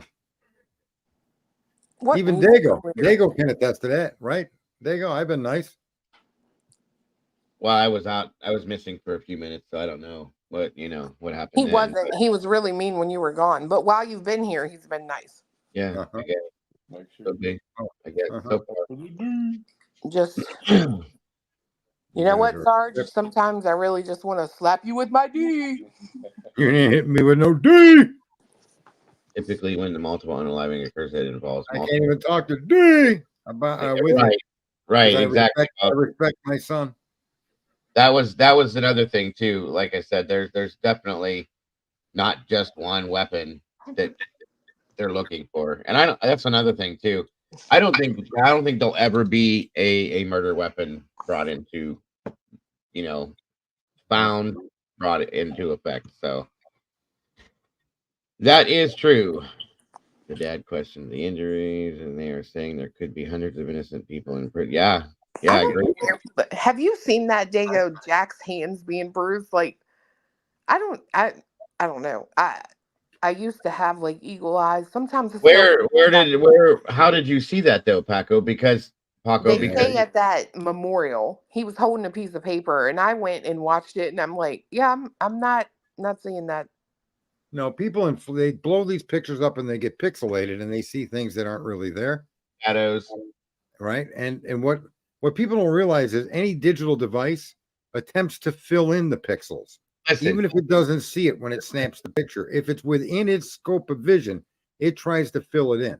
if That's how digital photography works, right? If Jack D had any marks on his body whatsoever, bruising or anything, he'd be in jail or probably not with us anymore, because Steve, he went to their house and they had him remove his clothes, his shirt, and they looked him up and down. Took pictures. Took pictures of him. So there's no way. There's just no way. No. A lot of these things, this imagery stuff is difficult because there's too much room for interpretation. Yes. And I suspect that if people were given photos without any explanation, the amount of things that were saw in those photos would blow your mind. Oh, right? 100%. I mean, you'd have kangaroos in there from some people. What? I'm just saying, it's such a very difficult thing to do when you start to manipulate and magnify and blow up videos and cut pieces out of moving pictures and then develop them to a point where you're seeing something you might not be seeing. I mean, blowing them up, period. Yeah, blowing these pictures up to the point where that happens. That's happened so much with this case where I've had pictures blown up to see, like, well, for instance, I spent 3 days looking at Brian Koberger's hands in the Indiana stops, blown up, twisted, turned, flip, flop, upside down, to try to see his hand in there because somebody said they saw something and it was all shadowing. By the time you blow this up, the pixelization is so screwed up that he looks like he's part of what's that game where they build with blocks? Minecraft. They look like Minecraft figures by then because of the blotchy shadows. I mean, it's overdoing it in that sense, in my opinion. You know what I mean? But yeah, I didn't see anything. There's been some pictures put forward of one of these guys with his hands were roughed up, but the time frame of it, whether it's real or not, that's been the problem with all of this stuff. Some people come out and add fake narratives, and some of the photos are being interpreted and creating fake narratives, and it is what it is. Listen, there's been people that I've received emails from myself that I know have watched the show, and then 8 hours later I get an email that these people are bored They want the excitement to be something more than what it is, when there isn't any. That's what makes true crime exciting. So they want to invent the excitement. So they'll take something that was said in a show and they turn it to their liking to make something, invent something per se, to make it look like something. Well, one person needs to see it and it's gone. Right. It's gone. We went through that with the tunnel, with a guy parachuting in, and the conspiracy theories that came out of that. 100%. 100. As soon as the parachute thing, that's a great example, Sarge. As soon as the parachute thing was brought up, I got at least 300 emails about that. I watched the house. You know, I looked at different things, and I'm like, come on, guys. First of all, where are you going to parachute in from? Did a helicopter come to the top? Did the helicopter drop somebody out of there? Well, you know what I mean? And they what the hell? I mean, that would take so much work. Diego, you would come down from the sky.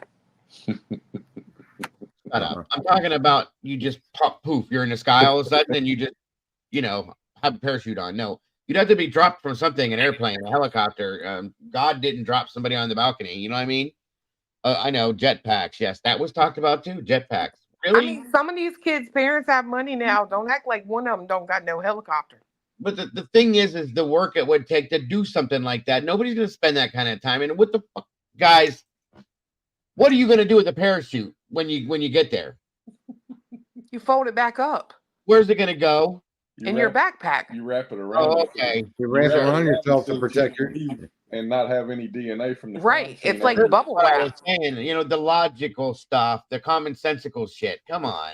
I mean, good. right. Jesus. And here's an interesting thing. Let's just take Koberger out of this and just look at what we do know about the guy.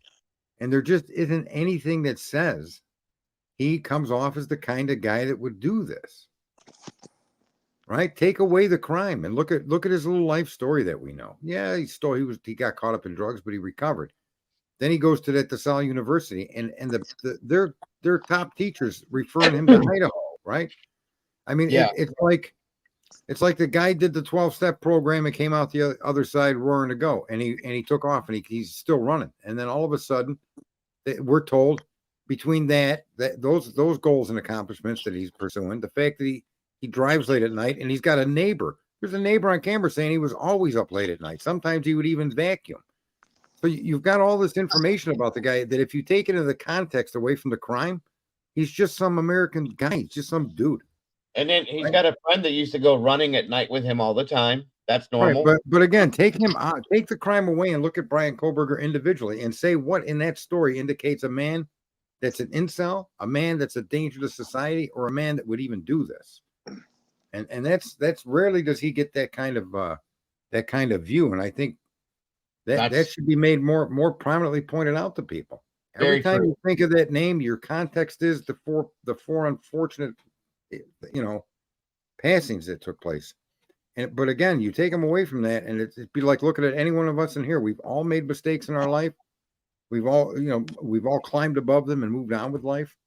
What I did 25 years ago has nothing to do with who I am today, right? There's not everything that MSM put out about him was all negative stuff. Anytime anybody even remotely spoke on something positive, it was just shortened up real small, and it was just a little piece of something out there. Everything else had to be negative because that's the only thing that they want anybody to see, because he is and has to be the only one that could do this. That's not the way this works, folks. And that's what I mean when this is not about truth. The justice system is not seeking the truth. It's seeking a conviction. Right? And first they paint to it. Go ahead. I need to clarify that we do not think that anyone parachuted, jetpack, jumped from a helicopter, or bungee jumped onto the property. It was Iron Man. We were joking. Yes, and Iron Man did not do this. I can tell you that. He did not do this. Neither did Spider-Man.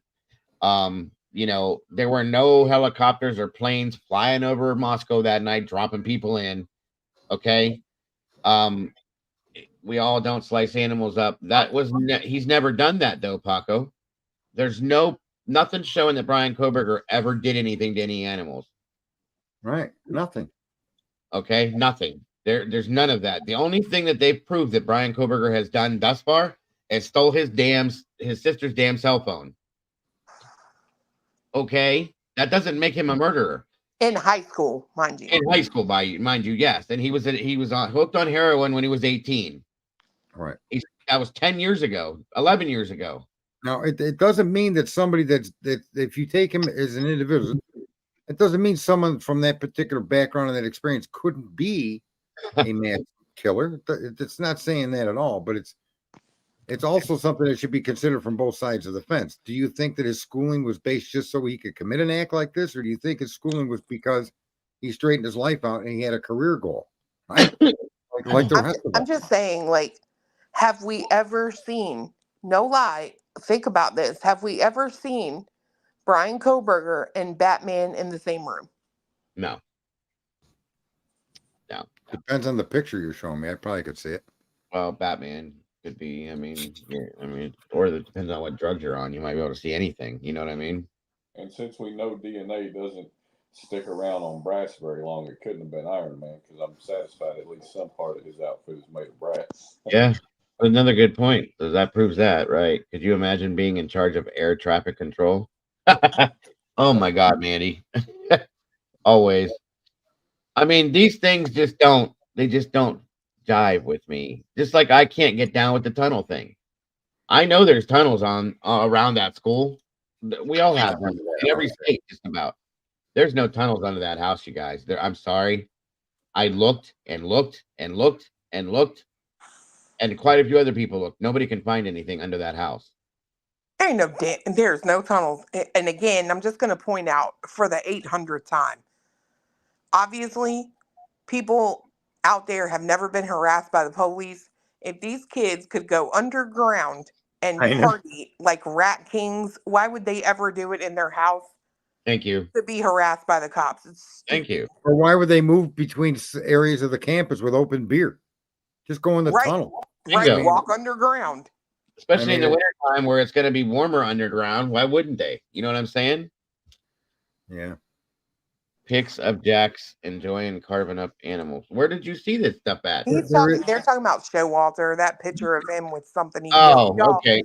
Yeah, you got to get more redneck and more country. That right there, that is not evidence of a psychopath. That is somebody who just killed something to eat. Like, I have a picture when I was younger of me with a deer that I killed. I was in it, and it was me cutting it. That's normal hunting. You know what I mean? Fiance just hacked up a raccoon the other day so he can make himself a hat. I want to see it. I want to see it. Are you serious? Yeah. As a heart attack. You've never wore a Davy Crockett hat or seen your parents, one? Your original parents misnamed you. I think I was more accurate. and I'm just gonna say we didn't kill it, okay? Before everybody goes all, what raccoon? They're cute. No, the dogs got to him. So raccoons may be cute, but they're the most nastiest things. I'm petrified of them when they come around. So the dogs got to them. Does that mean your hat's going to have holes in it? When it rains, it'll leak? No, they didn't actually puncture it. I think they just snapped it. Snapped his neck. It is absolutely. It's very common to hunt, especially in Idaho. Have you seen Idaho lately, guys? Idaho is beautiful, and it's a lot of wooded country and rivers and lakes and streams, and there's nothing but hunting to do there. There's amazing animals like all over the place. So if you're a hunter, you're a hunter. And exactly, Mandy Joe. We all know someone who wrestles raccoons naked. So I'm just saying, it's not that weird. God. I just want to make a present. Thanks. Piece on a grandfather clock. You're making that as a Christmas present? Yeah. Well, you better be working on Valentine's Day presents, boys. Just saying. Mine's been ordered. I don't know what you're talking about. I got one today. Just reminding them in case, you know what I mean? I'm just, You don't have to do that with mine. He's trained. There's a bunch of other little things too, you guys, that bother me with this, and I brought this up time and time again. That when this happened, Brian Koberger stayed in Washington and Moscow and went to a doctor's appointment. That the doctor never said, I know this kid did it because he was covered with this and that and everything else. He went and got his hair cut. He kept all those appointments. I'm sorry, but if I were to do that to somebody, I'd be gone like now, okay? And nobody ever reported. I'm sure they were questioned by the FBI or local law enforcement. Nobody said a word. He went back to work with the students.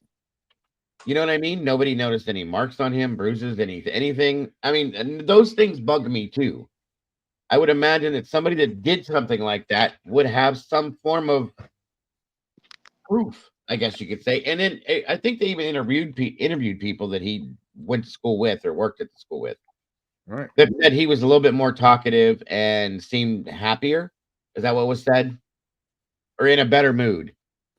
Well, I can't imagine somebody in that schooling. That would be like if you were taking school for automobiles and some automobile event took place, some big one, right? And you're going to be all talking about it with your other friends in school about automobiles. Right. I think it would have been unusual for him not to be interested, highly interested in this case that happened 10 miles away from where he lives.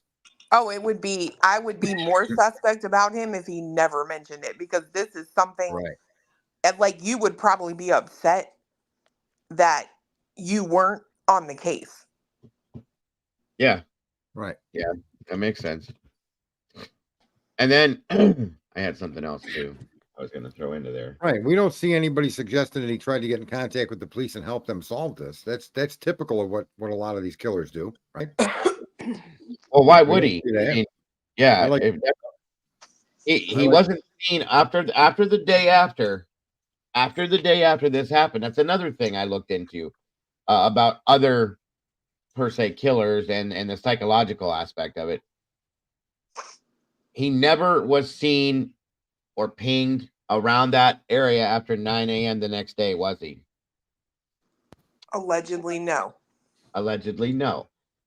I would imagine if this was what this was all about, that the dude would have went back time and time again just to get that. That's what my wife thinks. My wife thinks, the psychology of it, it would give him that rush, that feeling of being able to get off, I guess you could say, for lack of better terms, by going back to the scene repeatedly, driving past it. It had never happened again after the 14th. I'm not saying that has to be, folks. I'm just saying it's something else to think about with that. Right. And then, oh yeah, because he had like an entire month, right, before they put his car out. A whole month. Yes. And then he leaves to go home for the holidays because that's what everybody was doing.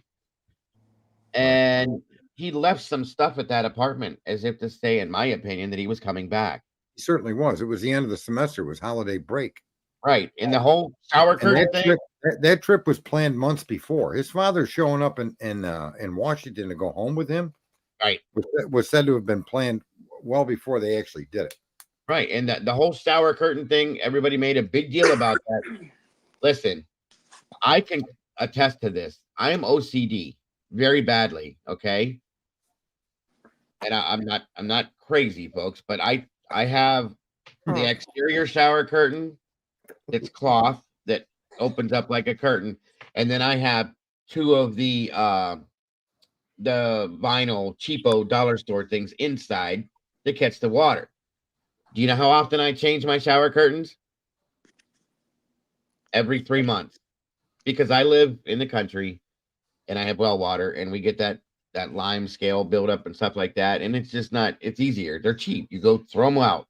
I pull it down. The dude was probably going to be gone for a couple weeks. And it was probably just that time to change it. So he took it down, was going to bring it back when he came back. That's all I'm saying. Also, people forget that he was in an apartment where rooms were rented. It wasn't his complete apartment. Like I have a house with 3 bedrooms. He was in an apartment with 3 bedrooms. One of them was being used for storage, but those rooms were rentable. So right.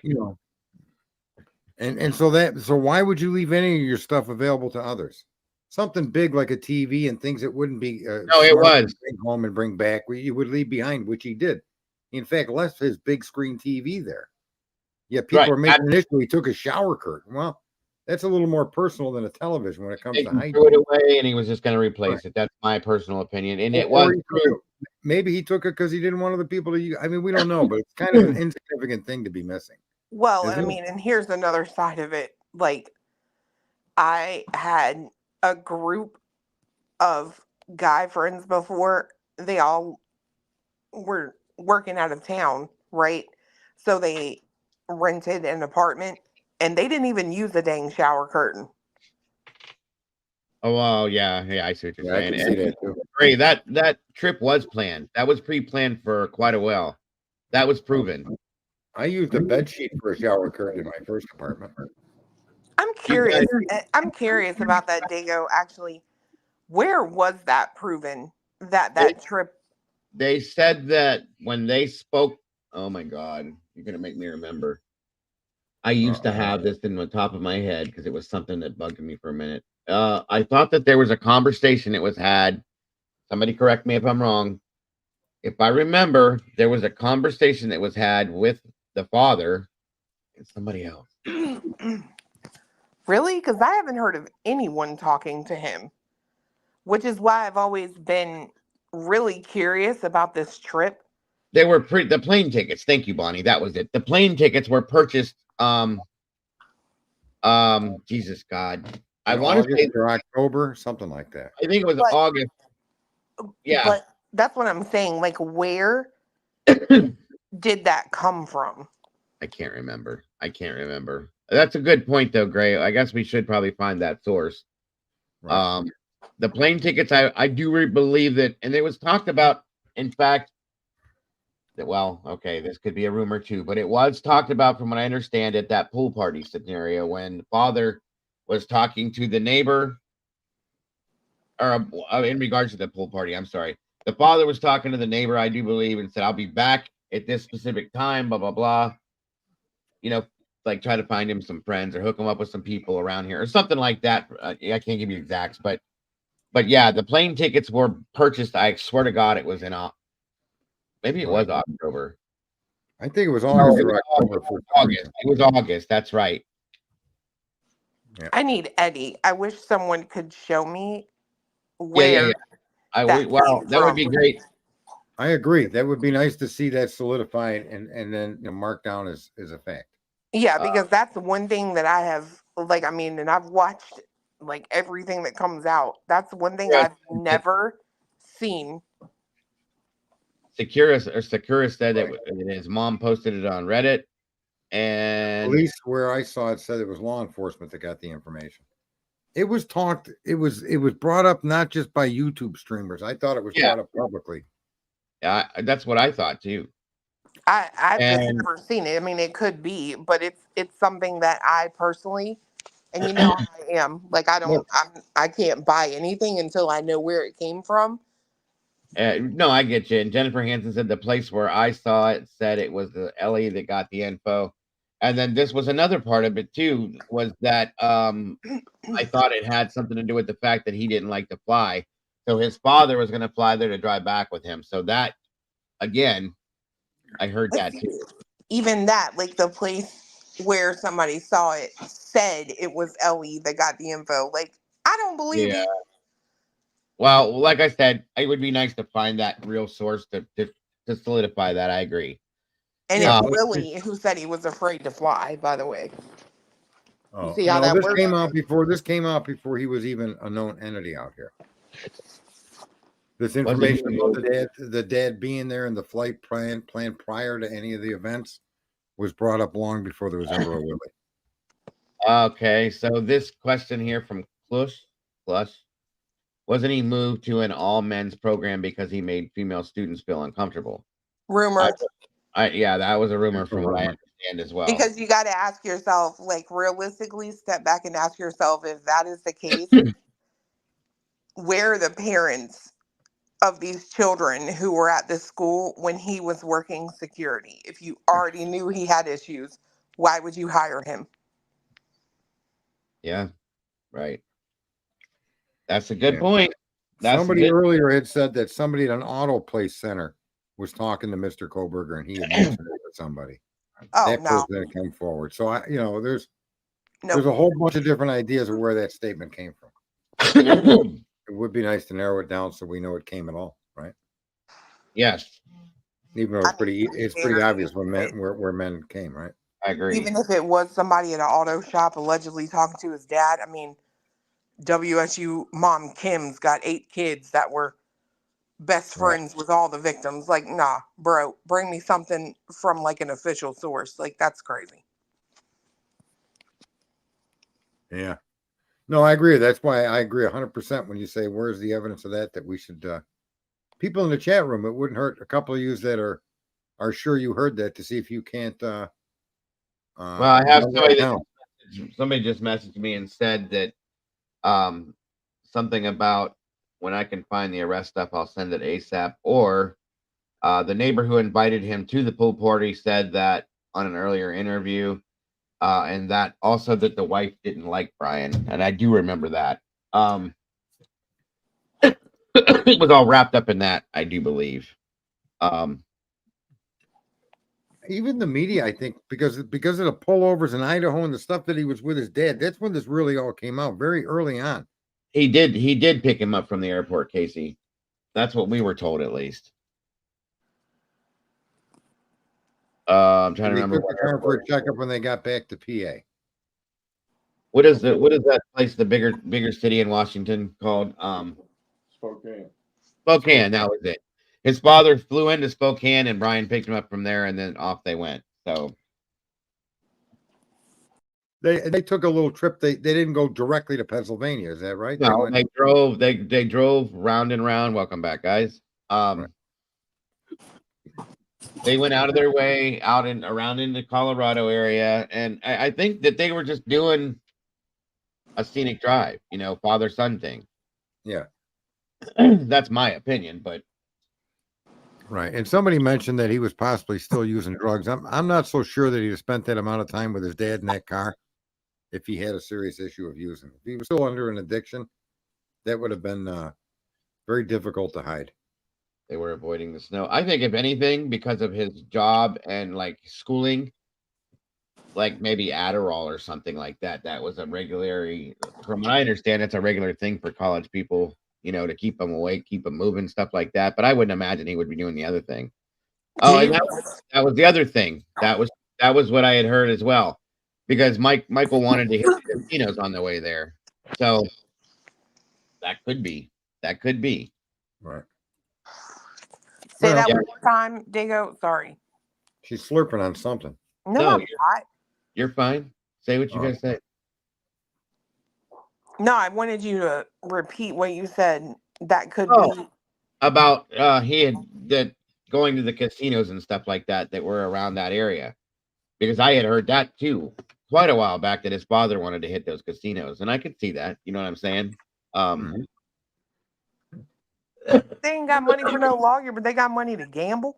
Anyway, he was trying to make some money. Well, I don't know that they don't have any money, but I don't think, except in a public defender. Remember, Brian's 28. He's no longer falls under the responsibility of the parents. So, all right. Now, I know people are referring to the things that were found in the trunk of his car. There was a shovel. Shit. What the hell? That's where it is. That's where it is. We knew that he flew out and rode back, but I think it was at one of those news conferences too, where it was stated that the trip had been planned long before the father came out. Yeah. So it was like one of the news conferences where they said the roommates were in the basement. I got you. Right. I'm just saying. Hey, I'm not saying that that's proof not to keep looking. I'm just saying that's what I remember now.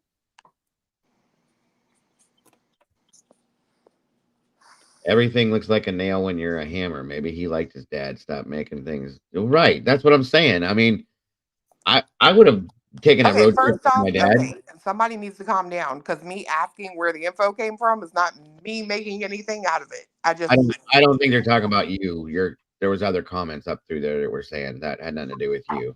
Yeah. Instead of casinos, maybe pay your bills so you don't need to file bankrupt. I mean, he was working as a janitor. That's a fair statement.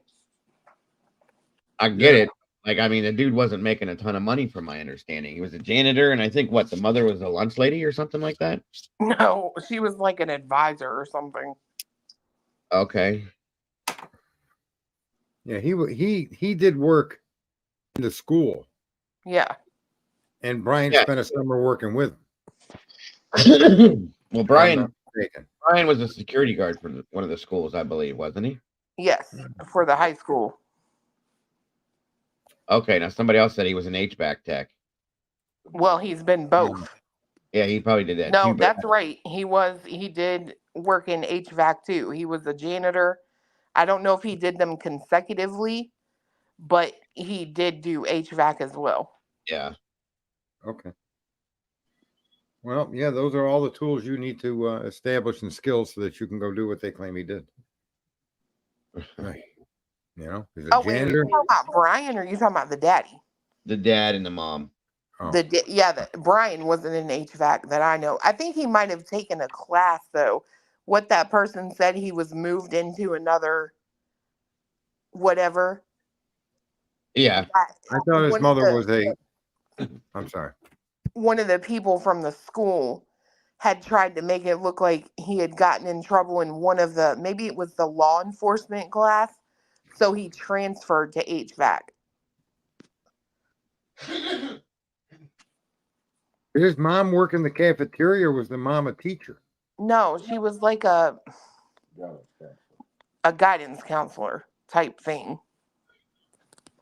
Are you sure?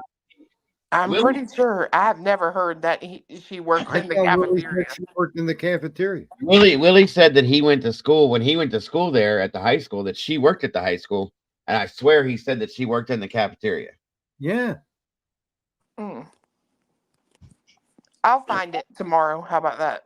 Do better, man. Okay, and then now Steve said she was a teacher like Christy. Annie says she worked in the front office.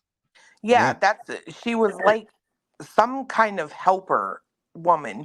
Secretarial. Wasn't like a teacher, I don't think. I remember distinctly him saying she worked in the cafeteria. I mean, do too. sometimes teachers do work in the cafeteria. I never saw it. I don't know. It could be. Like I said, see, this is what happens, you guys. There's so many different things that were said that. Yeah, and everybody's got a different idea. None of us are making up. We're just repeating what we remember. I do know one thing that I'm sure of, that I heard Willie say, that when he was in high school, that she was there working and she was a very nice lady. That I do remember for a fact. I can't remember exactly what it was, but. Well, that's why I really would like for someone to show me where it was known or like the father had planned to come out there. Not because I think there's anything nefarious with it. Right. I personally just want to see where that came from. Yeah. What the hell's a paraprofessional? Anybody know? Yeah, that's the word she was. A paraprofessional? Yeah, it's like some sort of Google it. I had to. But that's right. Whoever said that, that's right. I'm doing it right now. Paraprofessionals provide instructional support and services for students within a school setting and work with one or more students with disabilities. And why did you do that when I said I was doing it? You could have. I was already there. I'm sorry, Said, Dave. I already gone there. She wasn't like a teacher, but she was like a teacher assistant, right? Well, yeah, there you go. Marianne, yeah. It's kind of the same thing Brian was. Okay. It's in administration. Okay. All right. I thought Willie said she worked in the cafeteria. I thought he did too, but maybe he was talking about two different things at the same time. Huh. Okay. And Jesse's right. That I do remember, that whatever Christy does, that's what his mom does. Steve mentioned that in the news interview. I remember that way back in the beginning. Yeah. I remember that. Either way, again, they both worked at the school at some point. Okay. Right. Well. Yeah. Okay. There we go. I just don't really understand, like, support. Would you have to support in a cafeteria? Like, no, I don't know how that came out. I was sure that's what Willie said. Well, here's what I could be mistaken what he said. Here's the one thing. When I was in high school, we had our cafeteria workers that worked in the kitchen preparing the food, right? Okay. there were 3 lunch periods when I was in high school, Right. and each period it had a total of, I think, 3 to 4 different teachers or other employees in the school would be in the cafeteria to kind of monitor what the Right. kids were doing in the cafeteria. So she could have been working in the office or been a teaching assistant and came down and that was her time at the lunch. You know what I'm saying? Yeah. That could be where he got the cafeteria thing from. That's what he said. That makes sense to me. Excuse me.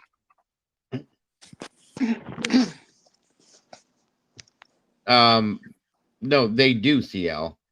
We had in my high school, we had teachers that would come and they would Yeah, but that's not in the cafeteria. They're like in the cafeteria, but they're not like they ain't no, dishing but out that's what I'm food. saying. He may have just said that meaning that and had it, made Yeah. everybody think that they're working as cooks or whatever. Right. Yeah. Yeah. It could be that they were monitors. Teachers take turns doing that. I agree with that. Right. That's what I meant. No, that's what I'm saying. See, I don't mean that they serve food. I mean they come into the cafeteria. They're like a And, hall monitor. yeah, like a Yeah. hall. There you go. They're like a hall monitor, but they're just monitoring the cafeteria in case the kids get out of hand. Yeah, they would stand at the door typically, and they would watch. And they who take came in turns. and out. Yeah. When my school had a problem with kids sneaking out for lunch and going like across the street to different places, so they would kind of guard the door. They'd walk around the cafeteria to make sure nobody was doing things they weren't supposed to do. That's what I learned. I learned this most important thing that you could do with an apple because some of the teachers were real jerks. And whether people know it, if you take an apple and put it on your palm and roll that apple around the table with just enough force, you liquefy the apple inside and the skin doesn't break. So now when you throw that apple, it explodes like you can't even imagine when it comes in impact with stuff. You guys couldn't walk around during lunch? Well, sometimes you couldn't, but what we would do is we would soften these apples up, and then when the teachers left, we'd throw them and smash them against the, above the doorway so they would explode and rain down on the teachers. There you go. Jesus. Now, we were not allowed to leave 2 years before I hit high school. I think I was in 7th grade. They changed the rule. Before that, you could leave for lunch. You could go because we had like a pizza place. There was a Pizza Joe's, a KFC, and a Chinese restaurant that were kind of across the street from our high school. You could, especially if you drove, you could leave, but you had a certain amount of time. Of course, you had to be back by. Well, people stopped coming back, and they started just skipping school when they would leave at lunchtime. And people got, they took those things away from us, but people were still sneaking out to do it. Because we would leave, I got out just about every day, and we would go across the street to the Pizza Joe's restaurant because they had booze and a little jukebox thing and a pool table in the back over there. So we'd go hang out over there for lunch. Plus, we could smoke over there. And that's what we did, but we got caught too many times by the principals walking in on us. So that's crazy. We could leave as a junior or senior. So if you were undergrad or whatever, you would just hop in someone's trunk and go off campus. Same way we could do, but if you were going to eat in the cafeteria, if you were going to get cafeteria eat in there, you had to eat before you left. And they were just monitoring to make sure there weren't food fights. And in my school, that's what they did it. But we used to go out to this place called the Rocks and get stoned. We had the trestle. It was like literally you cut through the back of the school, go down the hill, and it was a train trestle, and we would all go down there, and that's where we'd go hang out and drink and party and whatever. But they caught on to that shit after a while, and we started getting caught quite a bit.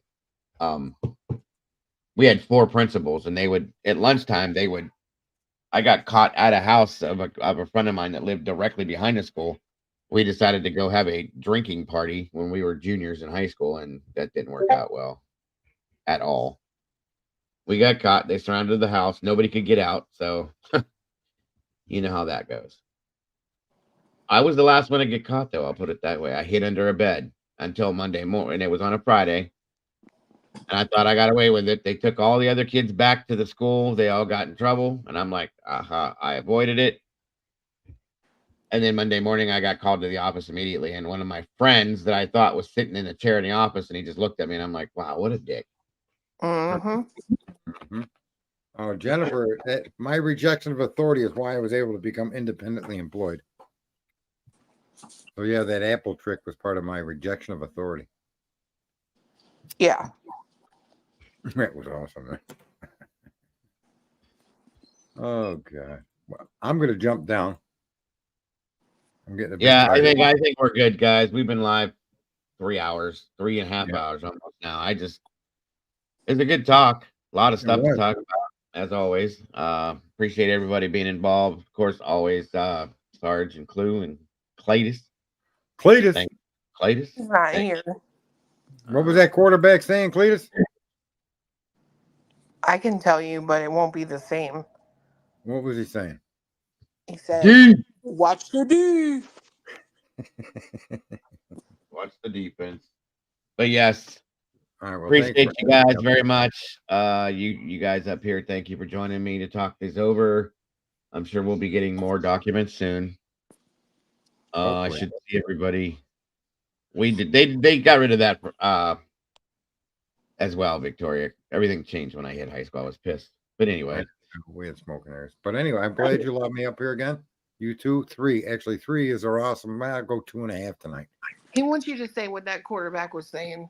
Oh, watch the Watch D. the D. Say it, Cletus. Watch the D. You guys are a trip. That's just crazy shit. But there you go. Thank you. He literally says the same thing to me. So, you know. Mm-hmm. It was a wonder to be in your presence again, Clue. I know. I mean, you're welcome. I wonder why I'm here. Anyway, yeah. Love you all. Be good. Talk to you soon. Bye. Bye. Take it Bye, easy. chat. Sarge. Bye, Have a everybody. great night, everybody up there. Thank you very much. I'll see you guys tomorrow, and I appreciate you. Everybody else in chat, thank you guys for your input, the questions, all of it. It always makes for a good conversation, as always. I appreciate you guys more than you guys know, all of you guys. Just so you know, anybody that donated anything, thank you so very much. I appreciate that. David, again, I really, really do appreciate the gifted. I think it was 20 memberships. Good Lord. Thank you for that. And just I appreciate the support from everybody that's in here. Moderators, you've all done an amazing job as always. I appreciate you. Again, I couldn't do this without you guys. And I will be here tomorrow at roughly the normal time.